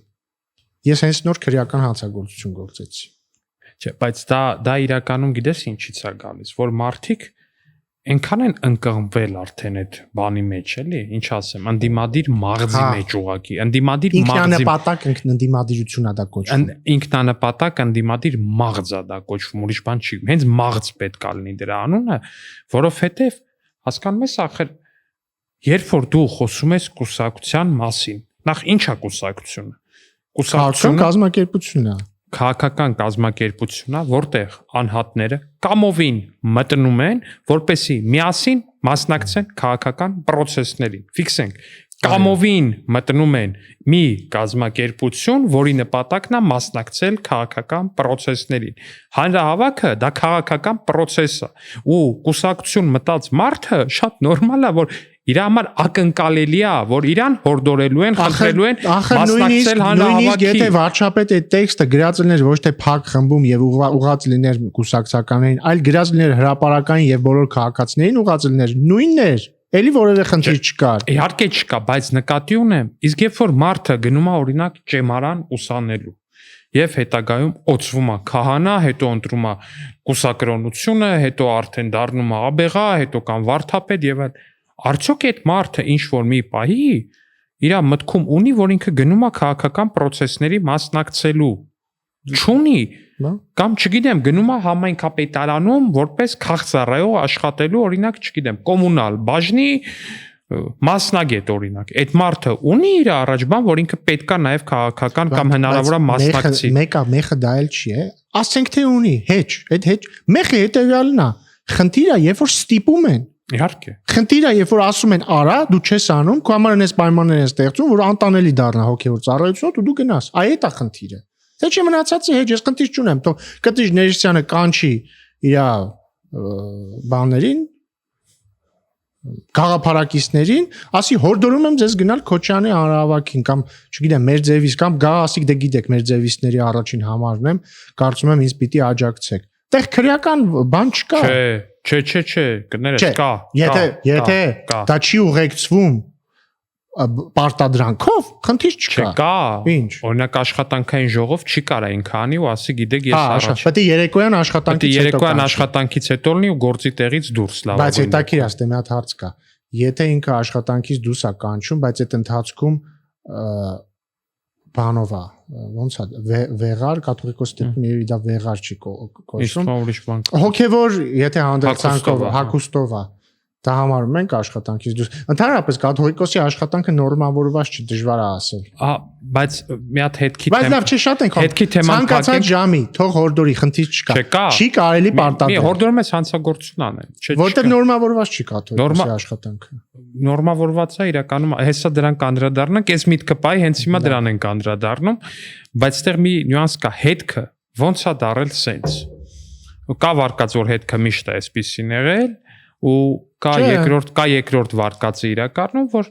հետքը ինչ որ մի պահի դարել է սենց, երբ սկսել է շատ սերտորեն համագործակցել Քոչարյանի գաղափարախոսներից մեկը առնվազն համարվող Վայ Հովհաննիսյան կա, գիտես։ այլընտրանքային նախագծեր Վայ Հովհաննիսյանը ինքը շատ ժամանակին ինքն ու Էլինար Վարդանյանն էին, եթե չեմ սխալվում, միասին էին աշխատում, իրանք տենց քաղ տեխնոլոգ չէ, քաղ գաղափարախոս են իրանք, ոնց է, չէ, օրինակ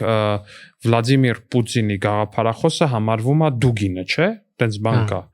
Այդ նույն ձևել Քոչարյանի գաղափարախոսը համարվում էր այս Վայ Հովհաննիսյանը 21-ի ընտրություններից առաջ ու ընթացքում ու 21-ի ընտրություններից առաջ ինչ որ մի պայ այս Վայ Հովհաննիսյանը Քոչարյանի գաղափարախոսը ով sense կիսա մանիֆեստ ունի Քոչարյան ծառայություն 911 այդ իր մանիֆեստն է ոնց որ հա ես էլ եմ շատ ծիծաղել դրա վրա բայց ծիծաղի ավարտի շարունակենք Քոչարյան ծառայություն 911 որ ծառայություն 911 որն է այսինքն որ Քոչարյանը պետք է գա նոյեմբերի 9-ն է ենթադրում եմ հա ծառայություն 911 այսինքն Քոչարյանը պիտի գա փրկի Հայաստանը 21 թվին տենց մանիֆեստ ուներ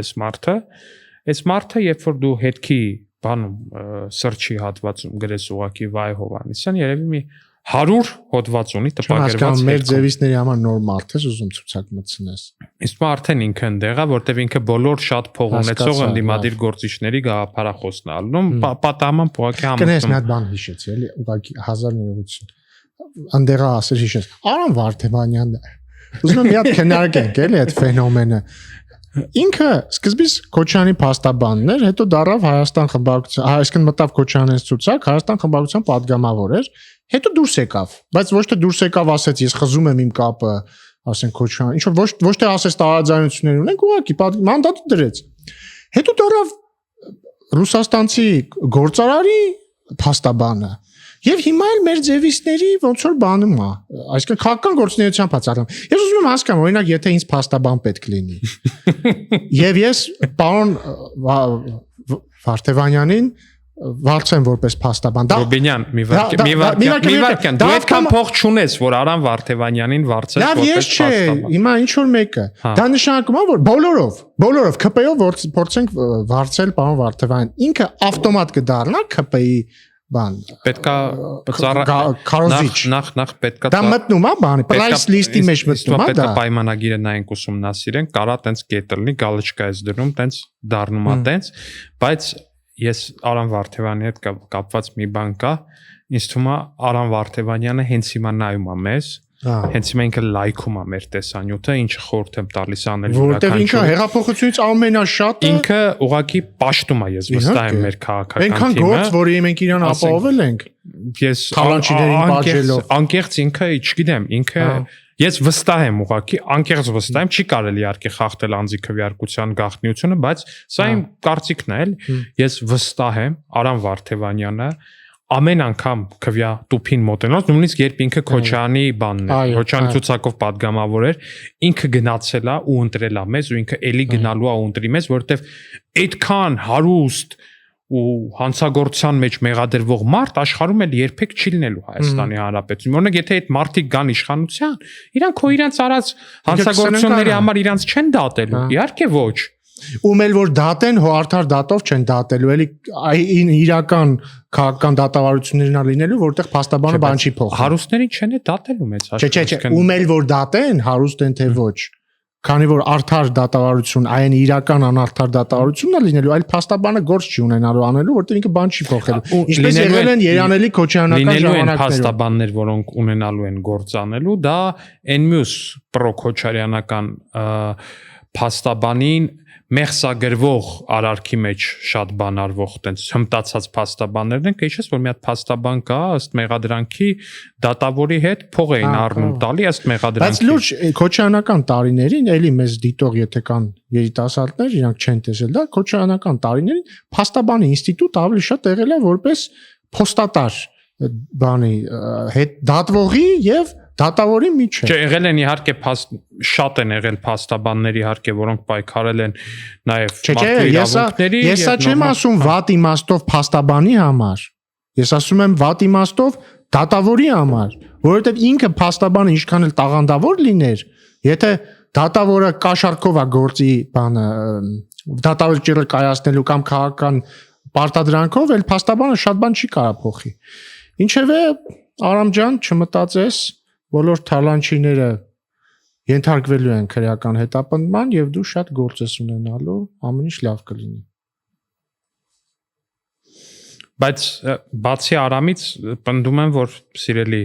հեռուստադիտողներ, պնդում եմ, որ բացի Արամ Վարդևանյանից դուք էլ անպայման անխտիր լայք եք մեր տեսանյութը, անպայման բաժանորդագրվեք ալիքին, որտեղ դա օգնում է, որ տեսանյութը ավելի շատ մարդ տեսնի, իսկ ես վստահ եմ, որ դուք ուզում եք այս զրույցը ավելի շատ մարդ տեսնի, այնպես որ անխնա լայքեք տեսանյութը, անխնա բաժանորդագրվեք ալիքին, կարող եք նաև կիսվել ձեր սոցիալական ցանցերում, որովհետև մենակ Պարոն Վարդևյանը կաշկանդված է կիսվելու հարցում, ինքը մենակ կլայքի, ես վստահ եմ, բայց սահուն անցում կատարենք մի ուրիշ եղկելի թեմայի, որը եղավ էլի, որի մասին մենք իմացանք առնվազն մեր նախորդ եթերից հետո, ու որն է այդ թեման։ Նախկին մի հոգևորական հեռուստակապով, էթերակապով Zoom-ով հարցազրույց է տալի հայկական ժամանակին Գերմանիայից, նախկին հոգևորական, ու պատմում է այն մասին, որ հայ առաքելական Սուրբ եկեղեցու սպասավորներից arczepiskopos Նաթանը, Տեր Նաթանը, Նաթան arczepiskoposը, Նաթան Սրբազանը, այո։ Նաթան Սրբազանը, այո։ Ճեմարանի ուսանողների շրջանում ունեցել է մականուն, դա չեմ ասի, դա պետք չի միանշանակ, բայց ճեմարանի ուսանող տղա պատանիներին Նաթան Սրբազանը տղամարդ է, եթե ինչ։ Նա ըստ էս մարդու ասացի, ճեմարանի ուսանող տղա պատանիներին պարբերաբար կոմպլիմենտը որն է սեռական սիրահետել է։ Սիրահետել, հա, սիրահետելը, ասենք, չգիտեմ, տղա պատանիներին ասել է ինչու եք շորտիկ հագնում, ձեր ոտքերը ինձ գայթակղեցնում են։ Ոնց ենք մենք ապրում այս մտքի հետ արդեն 4-5 օր։ Նայ, ես չգիտեմ դա ճիշտ է թե չէ։ Իրոք ես էլ դու էլ մենք չգիտենք դա ճիշտ է թե չէ։ Միակ փաստարկը որ ունենք, այդ քո ասած մարդու պնդումն է։ Այսինքն այլ փաստ չունենք։ Եվ բնականաբար հիմա չենք կարող վերդիկտ տալ եւ ասել ճիշտ է, նույնիսկ չենք կարող ասել հնչումը արժանահավատ թե ոչ։ Մենք դա չենք կարող ասել։ Հատկապես քանի որ սա շատ ծանր մեղադրանք։ Հա, շատ ծանր մեղադրանք է։ Ընդ որում ծանր մի հատ ստակեցնենք, ծանր է մեղադրանքը ոչ թե որ ինքը տղաների է սիրահետել, այլ որ սիրահետել է ընդհանրապես, ու որ սիրահետել է ըստ մեղադրանքի նույնիսկ անչափահասների։ Բայց աստվածաքրիստոնեական տեսանկյունից եւ եկեղեցական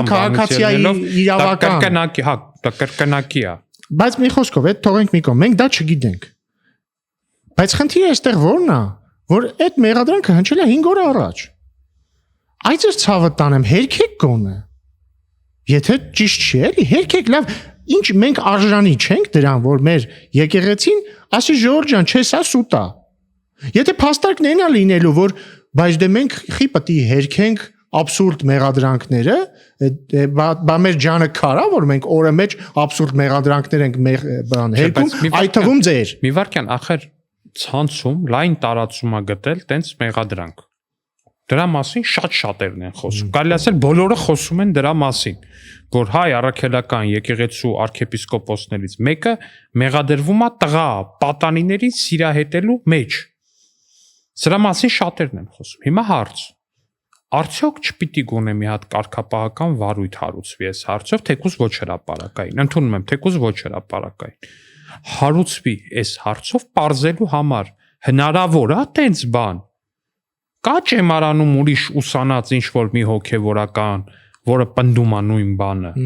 Որտեվ եթե արդեն 2 հոգի են նույն բանը պնդում, դա լրիվ ուրիշ պատմություն է։ Եթե արդեն 3, 4, այդ արդեն կարելի է համարել ապացուցված։ Կամ էլ չեմ խոսում այն մասին, որ այդ մարդը ըստ երևույթին ասում էր, որ նաև սեռական կողմնորոշում ունի ոչ տրադիցիոն այդ arczepiskoposը, սա արդեն քրեական եւ մնացած հոդվածներով չի անցնում, այլ պայմաններում կարելի է ասել, որ դե ինչ գործ ունենք մենք ինչ որ մեկի անկողնու հետ, բայց ֆիքսենք, որ էլի սա էլ չափածուցված բան է, սա էլ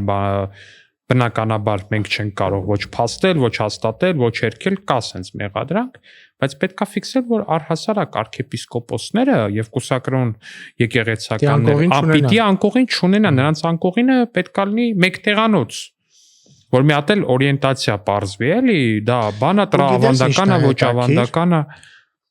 Ես վստահ եմ, մի կողմ թողնենք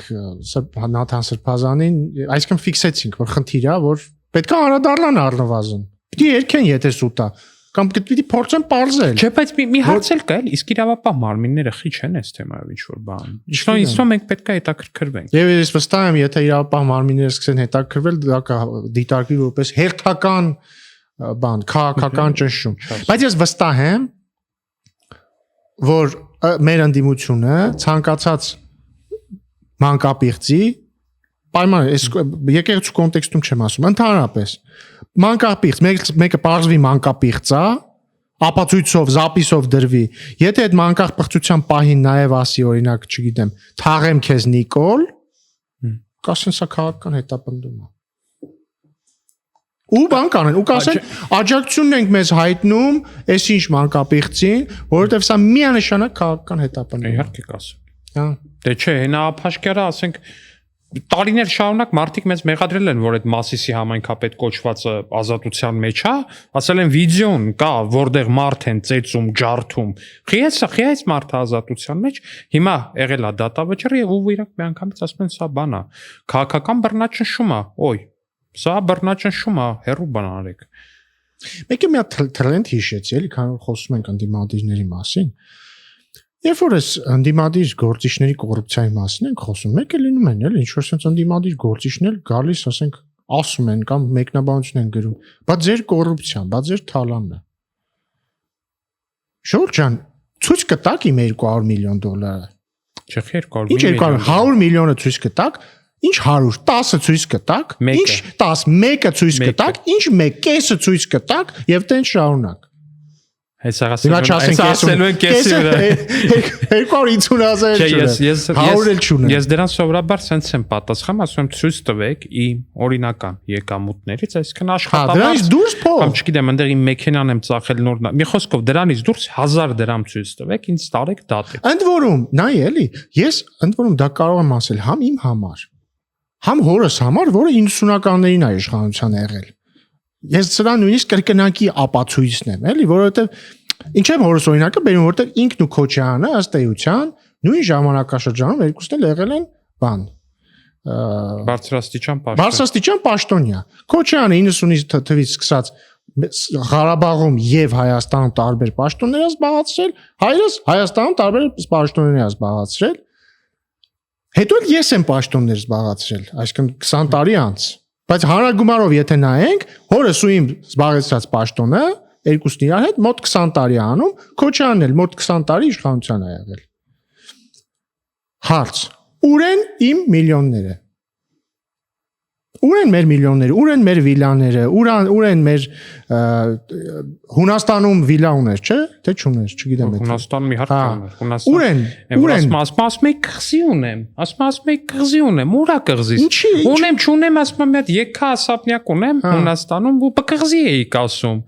Կամ Քոչյանի որդին Լևոնը 21 տարեկանում արդեն հաջողակ բիզնեսմեն էր, միլիոնատեր։ Նույն անալոգիայով ես ինչի 21 տարեկանում բան չէի, հաջողակ բիզնեսմեն չէի, միլիոնատեր։ Դու այդքան տաղանդավոր չես։ Դե երկու բացատրություն կա, կամ ես այդքան տաղանդավոր չեմ, կամ իրանք իրենց գույքը ապօրինի են։ Կամ իրանք շատ տաղանդավոր են։ Չէ, կամ իրանք իրենց գույքը ապօրինի են։ Կամ իրանք շատ տաղանդավոր են ապօրինի գույք ձեռք բերելու հարց։ Կարող է։ Չգիտեմ, ասում եմ էլի, եթե պետքա գաք մեզ ասեք, բա ձեր թալանը, բարի եղեք ցույց տվեք մեզ մեր միլիոնները կամ մեր բաները, վիլաները եւ այլն։ Խնդրում եմ արեք դա։ Որտեվ տարօրինակ է, չէ՞ որ մի հատ ասենք բան թանկարժեք մեքենան նստող եւ իր թանկարժեք վիլա գնացող մեկը իր անձնական օգտագործման լրագրողին մի երկու փող sense դնում է գրպանը, որ այդ լրագրողը գայինց ասի, բա ձեր թալանը։ Դե բարև ձեզ։ Ինչն է ամենաբանը, էլի։ Ասում է լրագրողներն այդ որ ուղարկում են գան որ ինձ քեզ հարցնեն բանանց ասեն բա ձեր թալանը այն օրը նայում եմ Թե մամուլում էլ հրապարակումներ կա, մի պահ սկսել էին բան անել, չէ՞, մեզ ինչու էին մեղադրում, ասում էին դուք իշխանականներդ հիպոթեկով տներ եք գնում,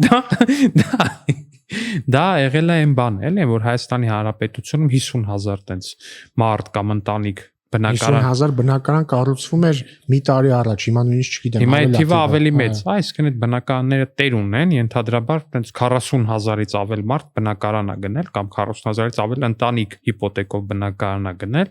Ընտանիք Այդ հիպոթեկով բնակարան գնելն էլ դա իրանից վստահ եմ բոլորդ էլ գիտեք, բայց ենթադրում է հետեւյալը, գնում ես այդ կառուցապատողից պայմանագիր ես ստորագրում, բանկից վարկ ես ներգրավում, բնակարանդ մնում է միանգամից գրավի տակ ու դու 20 տարի շարունակ ամեն ամիս աշխատավարձից հետ փողը փոքր շատ իդեպ որպես բան, սա որպես պաշտոնյա չէ, այլ որպես մարդ, եթե ու հիմա մեզ դիտողների մեջ էլ կան հիպոթեկ փակող մարդիկ, ասեմ, որ այդ զգացողությունը բոլորիս համար հավասարապես այդպես ծանր ու տհաճ զգացողություն է իրապես, որովհետև 20 տարի այդ միտքը այդպես ու բոլորինս էլ ես չքան գիտեմ մերոնցը ում հետ որ շփվում եմ մերոնցից որ գիտեմ որ հիպոթեկով բնակարան վերցրել 20 տարով հիպոթեկ են վերցրել։ Դե հիմնական ամենատարածվածը դա 10 է լինում 15-20։ Էլ չեմ խոսում այն մասին որ ընդդիմադիր լրագրողները որոնք այդ հարցը տալիս են, ախր ընդդիմադիր լրագրողներ կան որ այդ հարցը տալիս են ու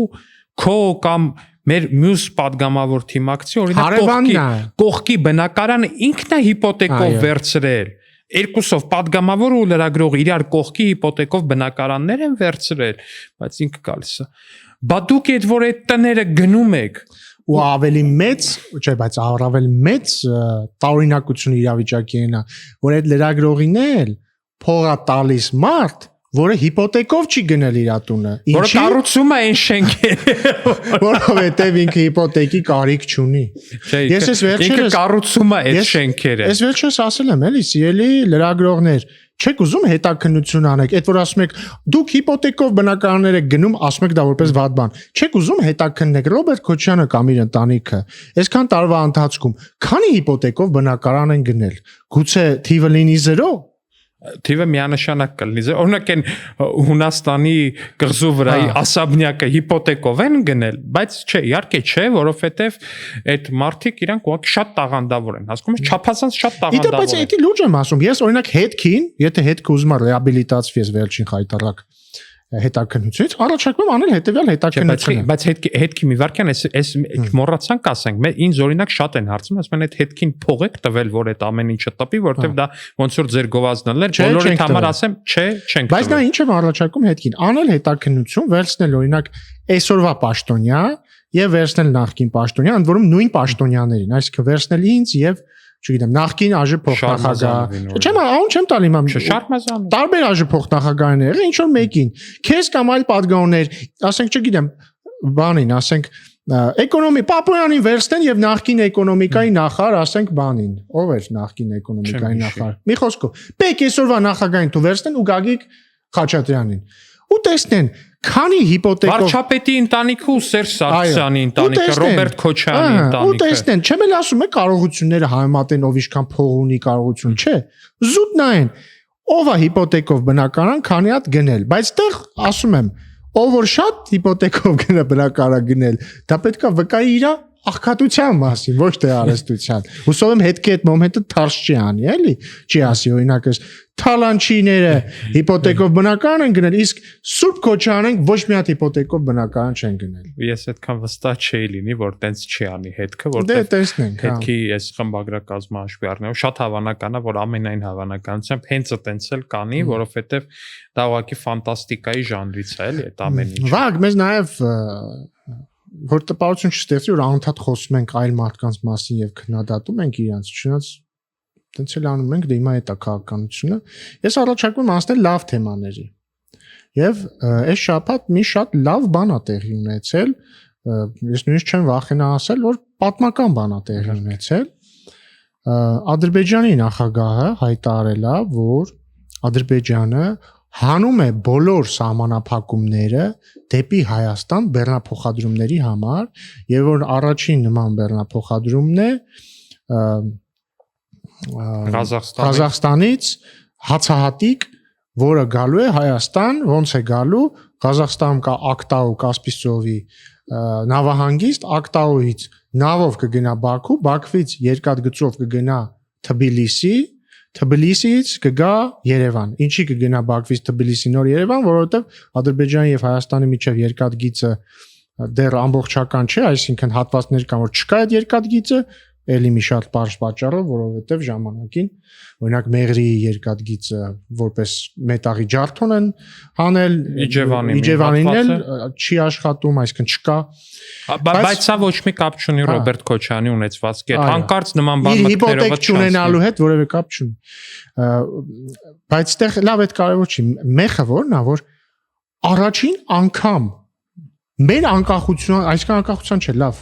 հա, անկախության ըստ էության շրջանում կամ չհաշված դեմի մի տարին։ Ադրբեջանի տարածքով տրանզիտով Հայաստան բան է գալիս։ Ինչը ապաշրջափակման ուղղությամբ ահռելի քայլ է ուղղակի, հնարավոր չի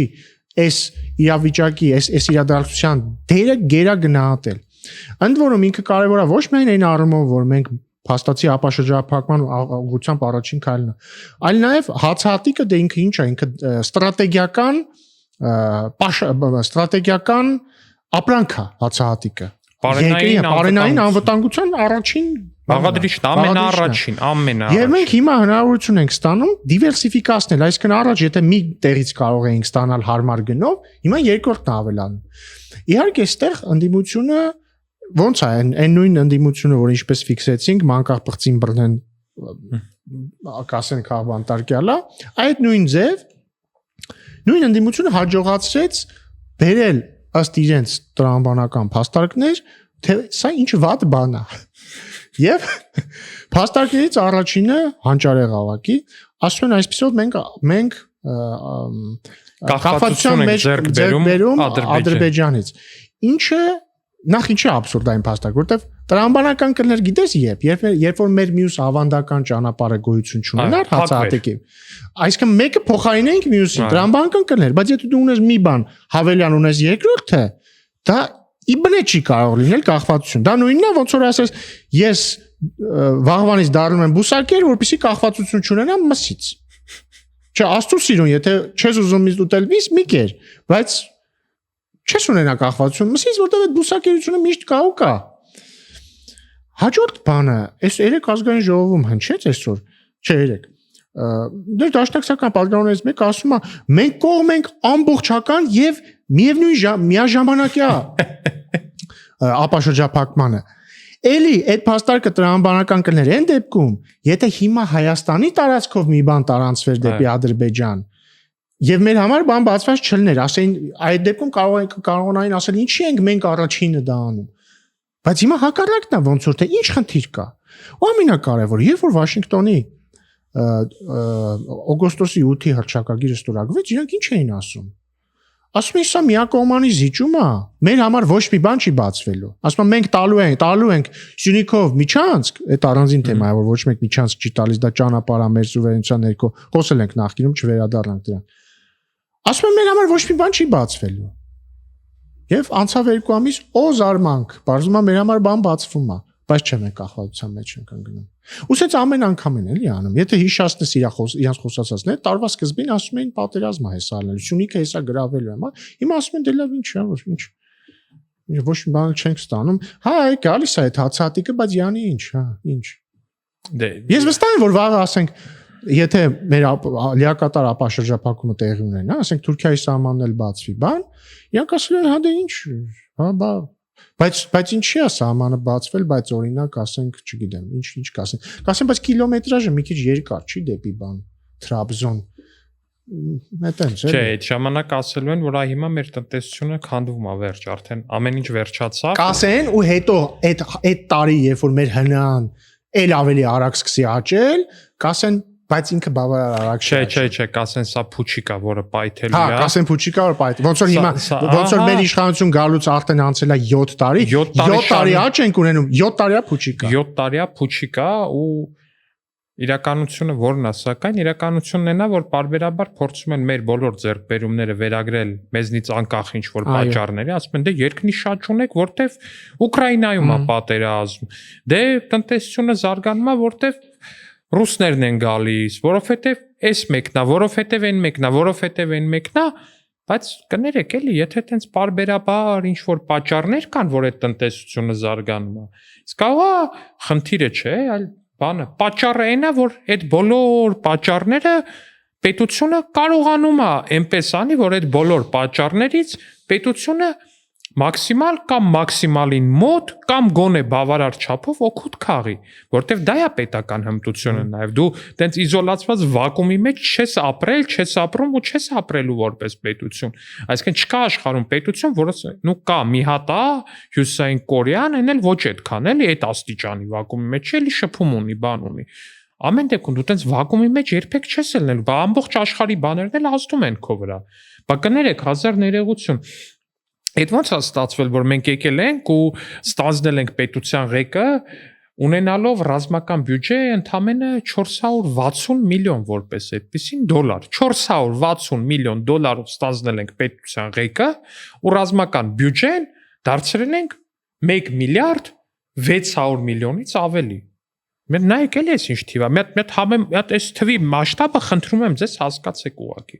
Սիրելի հեռուստադիտողներ, ստանձնել ենք 400 պլյուս միլիոն դոլարով,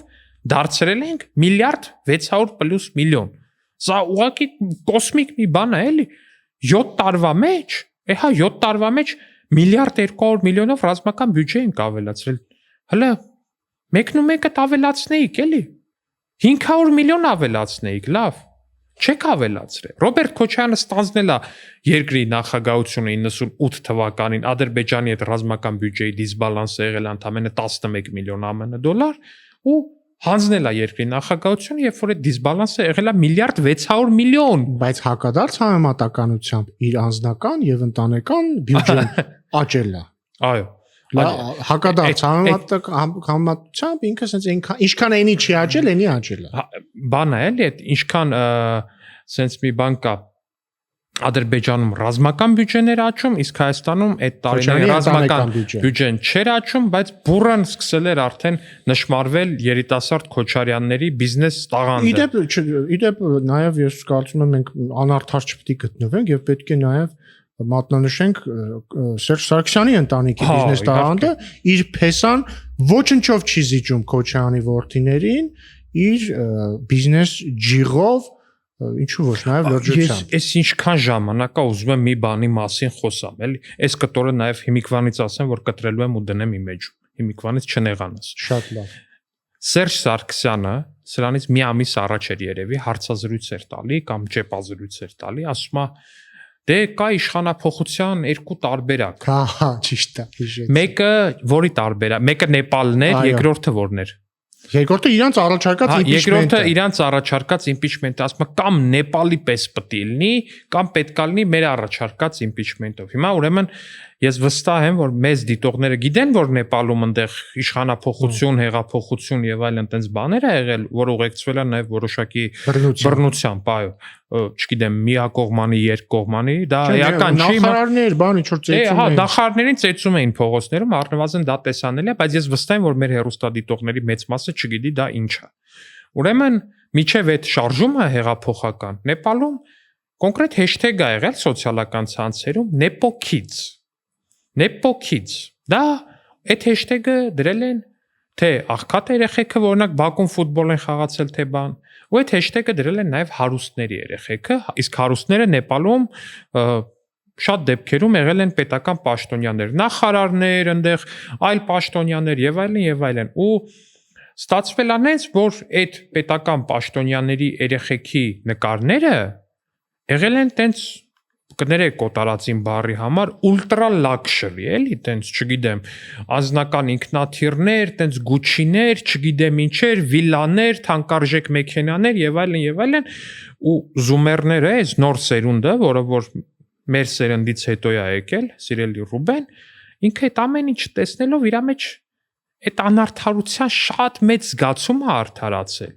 Այդ գեր ճոխ կյանքը տեսնելով իր պետական պաշտոնյաների զավակների ու որոշել է արդարությունը իր ձեռը վերցնել ու տենց դիմել է նաև բռնության։ Հիմա երբ որ ուզում եմ հասկանամ, երբ որ Սերժը դեմքի լուրջ արտահայտությամբ մեզ սպառնում է Նեպալի մեթոդով։ Ես անկեղծ ուզում եմ հասկանամ, այդ կարող է իմ տանը լիֆտ կա առհասարակ չկա, մեր բազմաբնակարանում շենքում լիֆտ չկա, երկրորդ մերը սովորական բնակարանա բազմաբնակարան շենքում, բայց այստեղ մոտիկ հենց կենտրոնի փողոցներից մեկում գտնվում է Սերժի աղբոր բազմաբնակարան տունը, բազմահարկ տունը, որի լիֆտը նաև պարզվեց, որ ոսկե զոծ էր։ Հիմա հարց, ում է մեզնից ավելի շատ սպառնում Նեպալի օրինակը, ասենք որ մտնեն իմ Instagram, իմ բարեկամների Instagram, քո Instagram, քո բարեկամների Instagram, քեզ ավելին է։ ում է ավելի, կներես, ում է ավելի, ու մտնեն Սերժի ընտանիքի, Սերժի մտերիմների ընտանիքի Instagram, ում նկատմամբ ավելի հավանական, որ այդ նեպալյան զայրույթը մարդկանց մեջ կառաջանա։ Ես ասեմ ավելին, Սերժ Սարգսյանը պետք է ամեն օր գնա Կտրիչ Ներսյանի մոտ կամ որևէ այլ կամ կտրիչը գնա իրական հոգևորական ճարի գնա իրականի մոտ մոմ վառի, որ 2018 թվականին մենք չենք թողել, որ իր ընտանիքի հետ լինի Նեպալը։ Որովհետև եթե իրանք այդքան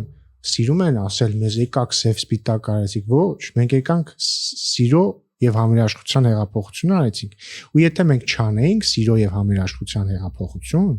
իրան ու իրան նմաններին շատ վատ բաներ էին սպասվում։ Ինքնանք պիտի գնան մոմ վառեն, որ իրանց հետ չեղել են, ինչ հետագայում եղավ Նեպալում, ու ես զարմանում եմ այդ մարդու բանի վրա, ցինիզմի վրա, էլի, որ ինքը կարող է տես բան ասի, էլի։ Ինքը պիտի շնորհակալություն հայտնի մեզ։ Ինքը իր փեսեն օրինակ, չգիտեմ, մի մոմենտ վիդեոներ էր անում ինչ-որ մեկի բանից, խոհանոցից, ամբախ խոսալու փոխարեն պետք է անդադ լայվ մտներ, ասեր շնորհակալություն։ Բայց լավ, մի հատ վերադառնանք էլի այն բան թեմաներին, էլի խաղաղության թեմային, որտեղ իրական դա կարևոր է, ու մեզ շեղում են նաև այդ թեմաներից։ Նաև ինչ է ստացվում, նաև ոչ միայն հացահատիկի կա գալիս ղազախական Ադրբեջանի տարածքով։ Նաև երեք Ադրբեջանի եւ նախագահ եւ արտգործ նախարարը տարբեր կոնտեքստներում եւ տարբեր ձևակերպելով արտահայտել են հետեւյալ միտքը, որ Հայաստանի եւ Ադրբեջանի միջև խաղաղություն է։ Կարծեմ արտգործ նախարարը ասել էր, դες բառացի չեմ մեջբերի, բայց մոտավորապես ասել էր, որ մենք համարում ենք, որ արդեն իսկ խաղաղությունը հաստատված է։ Ադրբեջանի նախագահն էլ ասել էր, որ սա, այսինքն որ ղազախական հացահատիկը գալիս է եւ որ իրանք Հայաստանի համար արգելքը բեռնափոխադրումների դեպի Հայաստան հանել, ասում է սա վկայում է նրա մասին, որ խաղաղությունը ոչ միայն թղթի վրա է, այլ իրականության մեջ։ Եվ ի՞նչն է այստեղ հետաքրքիր։ Նայ մեր ընդդիմությունը, երբ որ Ադրբեջանից հնչում են ռազմատենչ հայտարարություններ, իսկ դրանք հնչում էին։ Mən չգիտեմ, կարող է, չեմ բացառում, որ կհնչեն։ Համենայն դեպս հնչում էին։ Եվ համենայն դեպս երեք չեն հնչել եւ հակառակը բավականին կառուցողական հայտարարություններ են հնչել։ Իրանք գալիս են միանգամից, այս չի ձեր խաղաղությունը, դուք տապալել եք ձեր խաղաղության օրակարգը, չգիտեմ, էսի ինչ այն ինչ բան եւ այլն։ Երբ որ հնչում են այս հայտարարությունները, կամ լռում են, կամ չեն գալիս կառավարության հետ հարց ու պատասխանին, օրինակ երեք չէին եկել կառավարության հետ հարց ու պատասխան, որտեվ գան ինչ ասեն, հո չեն ասի, ինչպես կմեկնաբանեք բանը, Ադրբեջանի նախագահի կառուցողական հայտարարությունը, իրանց դրայվ է պետք, իրանց բան է պետք, ճշտամական հայտարարություն է պետք։ Հա, չէ, ինչու չեք պատասխանում։ Իսկ երբ որ սենց հայտարարություններ են հնչում, գիտես ինչ են ասում։ Ասում են, դե սա ոչինչ չի նշանակում։ Սա ուղղակի իրանք անում են, որպեսզի բան դուք ընտրություններում հաղթեք, չէ՞ որ դուք բան դավաճան եք եւ իրանց ազդեցության տակ եք եւ այլն եւ այլն։ Այսինքն ձև չկա, հասկանում ես, ինչ ուզում ես արա, ինչ իրավիճակ ուզում ես լինի, իրանց համար մենք ինչ անում ենք սխալ է։ Ու դա խնդիր է, որտեվ իրենք չեն կարողանալու հաջողություն հասնել մեր հարգելի ընդդիմադիր գործընկերները։ Բայց այստեղ մի բան էլ կա, ախր։ ընդդիմությունը երբ որ մի պահ շատ էր արդեն տենց ոնց որ բան ելներ էլի Ալիևի պաշտոնական Այո, շատ է սիրում, չեմ մեջ բերել Ալիևին, ինչ չեն գալիս դա մեջ բերեն։ Ես այդ ժամանակ մի հատ հարց եմ տվել ախր, ասում եմ ժողովուրդ ջան, ախր Ալիևն է, չէ, հայտարարել է, ասում է ընդդիմությանը, հատկապես հանրապետական ընդդիմությանը, ասում է ախր այն ժամանակ կար չէ, ասենց հայտարարություն ա եղել, որ Ալիևը ասում է Սերժ Սարգսյանը խոստացավ, որ հողերը հետ կտա, հետո գնաց Հայաստան, կազմակերպեց տերակտը իր մոտ։ Ենթադրում եմ, դա նկատի ունեն ՊՊՑ գնդի գրավումը Սասնա-Ծռերի կողմից։ Այսինքն ասում եմ, բա խիչեք էս է գալի մեջբերում, օրինակ գաք ասեք, այ գիտեք ինչ, ստոր իշխանություններ, Ալիևը մեզ սենց բան է ասել, ո՞նց կմեկնաբանեք սա։ Իրականում Ալիևին մեջ բերել անշնորհակալ գործ է, որովհետև պետք չի որևէ այլ պետության ղեկավարին մեջ բերել, որովհետև անդորում կարևոր չի Ու դա սարքել ներքաղաքական թեմաներում մահակ մեկի։ Կարևոր չի, դա ճշտամական պետություն է, նեյտրալ պետություն է, դաշնակից պետություն է, ցանկացած այլ պետական ներկայացուցիչ ինչ ուզում է ասի, անկախ նրանից դա ճիշտ է թե սխալ։ Նույնիսկ եթե ճիշտ է, բայց կարող է սխալ լինի, բայց նույնիսկ եթե ճիշտ է, իր տեսանկյունից ասում, ինքը գիտի ոնց ասի, երբ ասի, որ ազդի եւ այլն։ Եվ իհարկե պետք չի դա օգտագործել, բայց հետաքրքիր է էլի որ մամուլն էլ է հետաքրքիր։ Ամեն անգամ երբ որ ես դե անդադ հետևում եմ մամուլին, հատկապես արտաքին թեմաներով։ Ամեն անգամ երբ որ ապակառուցողական հայտարարություն է հնչում Ադրբեջանից, բոլոր լրատվամիջոցները ծերից ծեր մի վայրկյանում այդ ապակառուցողական հայտարարություն եւ Իլհամ Ալիև Հետո 8 հատ վերլուծություն է հայտարարության։ Հա, հետևել եմ, հատուկ հետևել եմ, տենամ դնեն այդ վերնագրով, որ Հայաստանի հետ խաղաղություն է եւ այլն, Ալիև։ Շատ քիչ էին դրել։ Իհարկե չէ։ Հանուն արդարության ազատությունը չեմ ստուգել, որտեվ ես չեմ հետևում այլևս ազատությանը, չգիտեմ, դրել են, չեն դրել։ Հետաքրքիր է, այս հաղորդումից հետո կստուգեմ, դրել են թե չեն դրել։ Ազատությանը չես հետում, դա էլ էր հետաքրքիր, բայց էլի շարունակելով թե խաղաղության, թե բյուջեի ու թե մնացածի թեման, եւս մի էլի ուրախալի լուր ունենք։ Վարչապետը հայտարարեց արդեն իսկ, որ Պաշտպանության նախարարի եւ նաեւ մեր խորհրդարանական մեծամասնության հետ ու նաեւ կառավարության արդեն կային կոնսենսուսը, որ 26-ի հունվարի 1-ից զորակոչվողները Հայաստանի Հանրապետության զինված ուժեր ծառայելու են ոչ թե 2 տարի, ոչ թե, այլ 1.5 տարի։ Ու սա ֆանտաստիկ նորություն է իրականում, մի քանի իմաստով, որովհետև նախ դա լավ է, եթե դու կարողանում ես ապահովես, որ պարտադիր զինծառայության ժամկետը կրճատվի, որովհետև պարտադիր զինծառայությունը ինքը սովորաբար լավորից չի որ լինում, հա։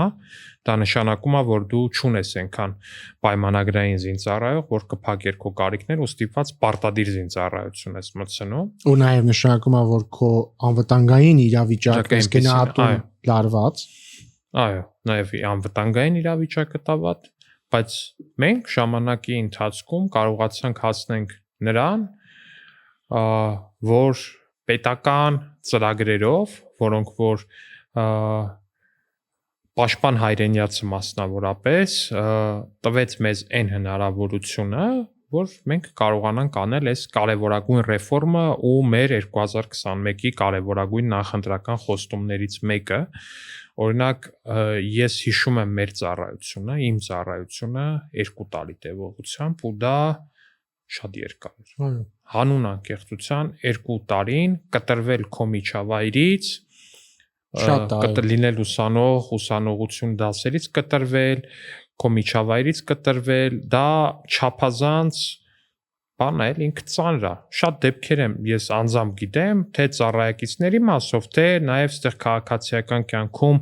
ծանոթների մասով, որ գնում են ծառայության, հետ են գալիս ու ոնց որ տենց իրանց հունից դուրս ընկած են, այդ մարդիկ ուղղակի դուրս են ընկնում։ Ես դա հաստատում եմ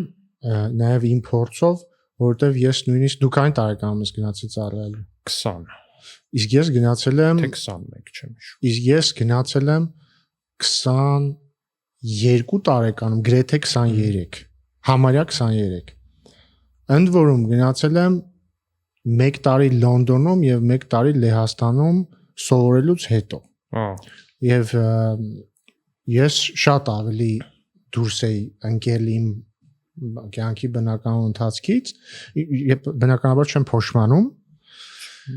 Բայց այո, եթե 1.5 տարի լինի, ավելի հարմար է, որովհետև դա իրական տղաների համար էլ իրականում երիտասարդ մի բան էլ ֆիքսենք, էլի։ Երիտասարդ տղամարդիկ, երիտասարդ տղաները Հայաստանի ամենախոցված խմբերից մեկն է։ Միանշան։ Իրանց մասին մարդիկ չեն խոսում։ Բայց ընդունված չի խոսել։ Տարբեր խմբեր կան խոսում են կանանց իրավունքներից լավ են անում, խմբեր կան խոսում են երեխաների իրավունքներից լավ են անում, պետքա, չէ, խմբեր կան խոսում են ինչ որ X մասնագիտության մարդկանց իրավունքների մասին լավ են անում, բայց երիտասարդ տղամարդկանց խնդիրներից գրեթե ոչ ոք չի խոսում եւ կարեւոր է դա, որովհետեւ իրականում այդ 20-ից 25 տարեկան տղաները իրանք շատ մեծ խնդիրների են բախվում։ Հերիք չի իրանց վրա կա պատասխանատվություն, արդեն իրանք մտնում են կյանք, մեծ պատասխանատվություն պետք է կրեն։ Իրանք 2 տարի մասնագիտական կյանքից դուրս են մնում, այսինքն օրինակ ավարտում են համալսարանը, 2 տարով գնում են բանակ, հետ են գալիս, արդեն հիմա հիմնականում դպրոցն են ավարտում գնում։ Թեկուզ, բայց դուրս է գալիս, որ իրանք ավելի իհարկե ուշ են սկսում մտնում աշխատաշուկա, քան օրինակ իրանց տարիքի աղջիկները կամ այն տղաները, որոնք չեն գնում ծառայելու, ինչը էլի մեծ խնդիր է։ Եվ ես ուրախ եմ, որ այս 1.5 տարի դառնալով այ երիտասարդ տղաների, երիտասարդ տղամարդկանց համար եւս մեկ ինչ որ մի ձև կարողանում ենք թեթևացնել իրանց բեռը, իսկ դա շատ կարեւոր է։ Բայց այստեղ մի հանգամանք էլ կա, կարող է հնչել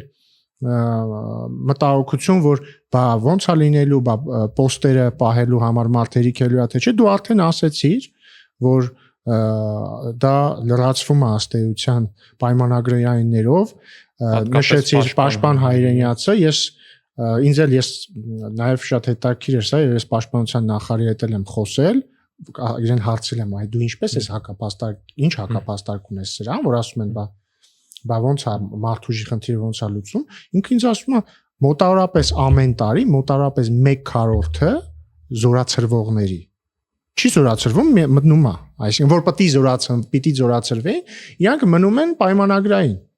Եվ իրականում այդ 2 տարուց եթե կես տարին քչանում է ծառայության, դա այդ նույն 1/4-ն է։ Իսկ այդ թիվը գնալով մենակ մեծանալու։ Իհարկե մեծանալու։ Քանի որ այդ հատկապես այդ պաշտպան հայրենիաց ծրագիրը ինքը շատ լավ է մտածված, ինքը մի հատ էլ մեր հեռուստադիտողների համար բացատրեմ ինչա, դու գնում ես ուղղակի պարտադիր ժամկետային զինծառայության 18 տարին լրացել է ու քեզ պետությունը տանում է ծառայության, դու գնում ես ծառայության, դու ծառայում ես 6 ամիս, ստորագրում ես պայմանագիրը, 6 ամիս հետո, անկախ նրանից թե որտեղ ես դու գնացել ծառայության, քեզ տանում են քո բնակության հասցեին մոտ զորամաս, որտեղ դու արդեն սկսում ես անցնել պայմանագրային զինծառայություն, որպես պայմանագրային, ինչա դա իրանից ներկայացնում է, այնա որ դու գիշերները կարաս զորամասում չմնաս, դու քո աշխատանքային ժամերն ունես, դու եթե օրինակ պոստ ես պահում, քո պոստի պերեսմենկայից հետո դու տանն ես, ինչպես որ մնացած պայմանագրայինների դեպքում, բայց սա էլ դեռ մի կողմ, այդ ամեն ինչը դու անում ես վճարովի հիմունքներով, այսինքն ստանում ես աշխատավարձ, ստանում ես աշխատանքային պայմանագիր ու քո այդ աշխատավարձը, եթե դու ատեստացիա էլ անցնում ես, 500,000 դրամի կարգի գումար է մոտավորապես գալի։ Ու սա ֆանտաստիկ է, հələ չասած որ վերջում էլ դու ստանում ես պատվո վճար, որը միլիոնավոր դրամներ է։ Ու դրան էլ հավելում ենք այն, որ խաղաղությունը հաստատված ու պայմանները դառնում են Փառք Աստծո, որ արդեն 10 քանի ամիս է մենք սահմանի զոհ չունենք։ Ես քեզ հստակ ասեմ, 1 տարի եւ համարյա 9 ամիս է արդեն, այսինքն 20 ամիս, 20 քանի ամիս։ Մենք չունենք սահմանին զոհ։ Եւ Փառք Աստծո ու ես ուղղակի մի բան կա էլի, այս խաղաղություն սրա մասին երբ որ մեկ-մեկ շատ ենք խոսում, դից մեզ անդադ թվում է թե աչքով կտանք կամ բան կանենք, որտեվ այս խաղաղությունը ինքը չափազանց փխրուն մի բան է դեռ,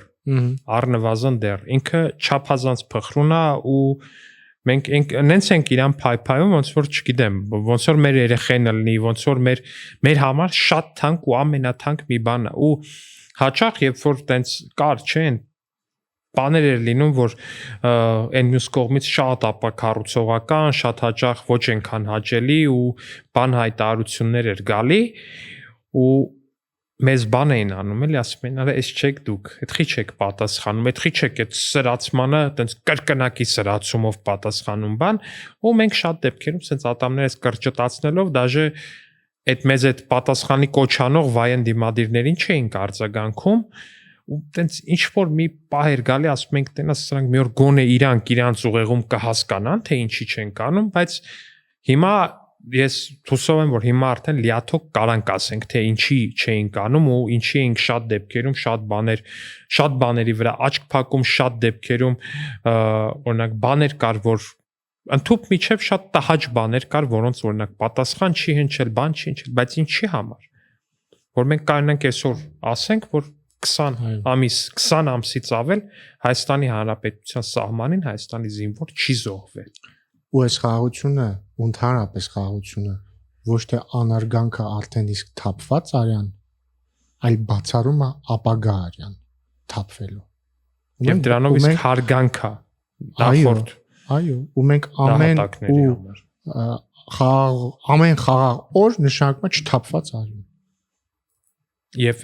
սա հենց այն ամենաթանկ բանն է, որը պետքա պաշտպանել ներհայաստանյան քաղաքական ուժերից, որովհետև իմ համար գերակնհայտ է, որ այն խոսույթը, այն քաղաքականությունը, այն ամեն ինչը, որը որ առաջարկում է Հայաստանի Հանրապետության առնվազն ֆորմալ ընդդիմությունը, խորհրդարանական ընդդիմությունը, դա սպանելու է առանց կասկածի այս խաղաղությունը, այս ձեռք բերված։ Միանշանակ է, որ եթե Հայաստանի Հանրապետությունում օրինակ ինչ-որ մի բան, ինչ-որ մի հրաշքով կամ ինչ-որ մի ձև իշխանության գա, օրինակ Քոչարյանը իշխանության գա, օրինակ Սերժը կամ չգիտեմ ես մեր ձևով կոչված Կտրիչ Ներսիսյանը, իմ համար գերակնհայտ է, որ դրան հաջորդելու է այս խաղաղության վերացում, դրան հաջորդելու է պատերազմի վերսկսում ու այդ ամեն ինչի վերջնարդյունքում Հայաստանի Հանրապետության ինքնիշխանության ու անկախության կորուստ։ 3 սցենար կա իրականում։ Անկախության կորուստ, կամ պատերազմ եւ անկախության կորուստ։ Այս 3 սցենարն է իրանց հաղթելու դեպքում։ Եվ ես ցավով եմ ասում, սա ամենևին մանիպուլյացիա չի։ Իհարկե մանիպուլյացիա չի, ուղղակի լսեք այդ մարդիկ ինչ են ասում, ասում է, երբ որ դուք Ադրբեջանի տարածքով ծորենա ներկրվում Հայաստան, դա վատ բան է, քանի որ դա նշանակում է կախվածություն Ադրբեջանից, այսինքն այս մարդիկ, եթե դա համարում են վատ բան, ակնհայտ է, չէ՞ որ եթե իրանք եկան իշխանության, իրանք ասել են հերու գնում, իրանք ուղիղ ասել են, որ հանրապետականները կարծեմ ասել են վերաբանակցելու ենք Վաշինգտոնի հռչակագիրը, թե խաղաղության պայմանագիրը։ Իշխան Սաղաթելյանն էլ էր այդ ասել էր ընդունելի չի, ասում խաղաղության պայմանագիրը չեք ստորագրել, ինչի՞ մասն է խոսքը։ Դե այստեղ բան երկար վերլուծությունների կարիք էլ չկա։ Դե հենց դրա մասին է խոսքը, որ այս ամեն ինչը ուղղակի իրանց ընկալման բան է։ Ու դա էլի բարթելու են երիտասարդ տղաների վրա, հասկանում ես։ Հա, ուստեղ ամենաբանը էլի իրանցից ոչ մեկի զավակը չի գնալու այնտեղ։ Չի գնալու ու վերջ, բացառված է որ գնա։ Բացառված է որ իրանցից որևիցե մեկի զավակը այդ օրերին լինի պոստելու։ Երբ որ իրանք Աստված չանի գան իշխանության ու Աստված չանի հրահրեն այդ պատերազմը։ Աստված չանի ուղղակի։ Իրանցից ոչ մեկի զավակը չի լինի, որտեվ նախ մի շատ մեծ մասինը Հայաստանի քաղաքացի չի։ Ուղղակի ֆիզիկապես պարզվեց, որ Հայաստանի քաղաքացի չի։ Դու մի մասը սկի իրանք քաղաքացի չեն։ Մի մասը իրանք քաղաքացի չեն։ Պաշտպանության նախարար պարզվեց Հայաստանի քաղաքացի չեն։ Հա,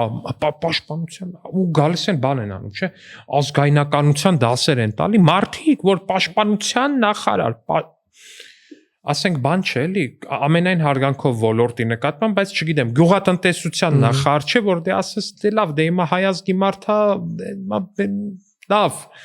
Պաշտպանության նախարարը նշանակել մարդով հանդիսացել է ուրիշ պետության քաղաքացի, որը հիմա Հայաստանում չի։ Ու հիմա Հայաստանում չի, վրան քրեական գործ կա, ինքը փախած է։ Բայց ինքը ազգային է, ես ու դու ապազգային ենք։ Բայց ինքը ազգային է։ Փախած պաշտպանության նախարարը ազգային է, ես ու դու ապազգային ենք, որտեվ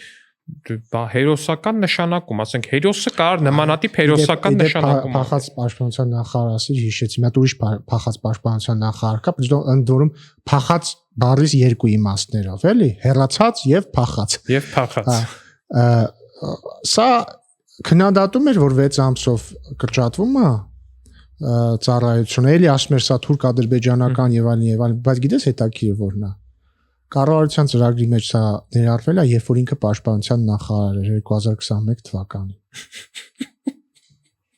Ես առաջարկում եմ այս գեղեցիկ նոտայի վրա ավարտենք այսօրվա մեր զրույցը,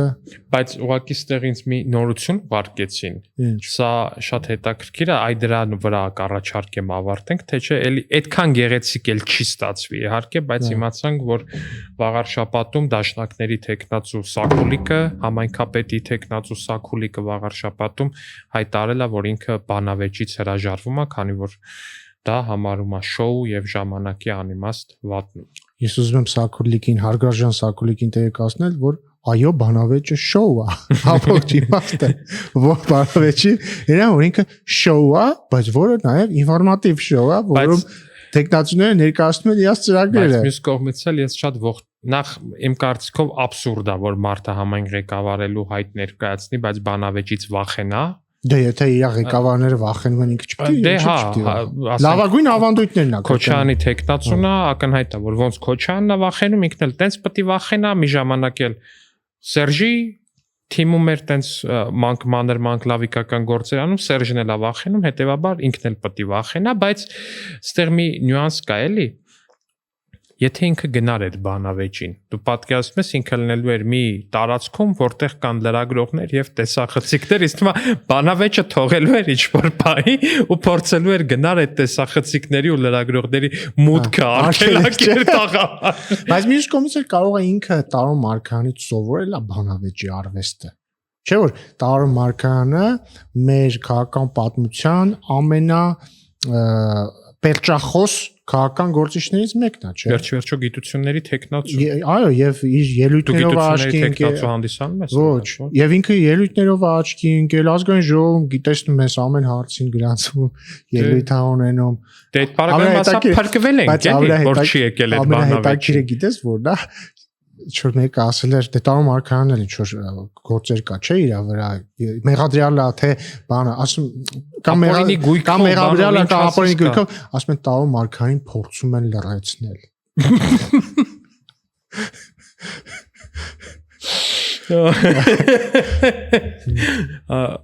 Այ հենց այս նոտայի վրա ես կառաջարկեմ եզրափակենք մեր հաղորդումը, ձեզ անպայման սիրելի հեռուստատողներ, եւս մեկ անգամ կոչ եմ անում անպայման սեղմել հավանելու կոճակը հենց հիմա, սեղմել բաժանորդագրվելու կոճակը հենց հիմա եւ նաեւ կիսվել տեսանյութով ձեր ընկերների հետ եւ ձեր սոցիալական ցանցերում։ Ռուբեն, Ստեսյուն Վահագն, Ստեսյուն Ռուբեն։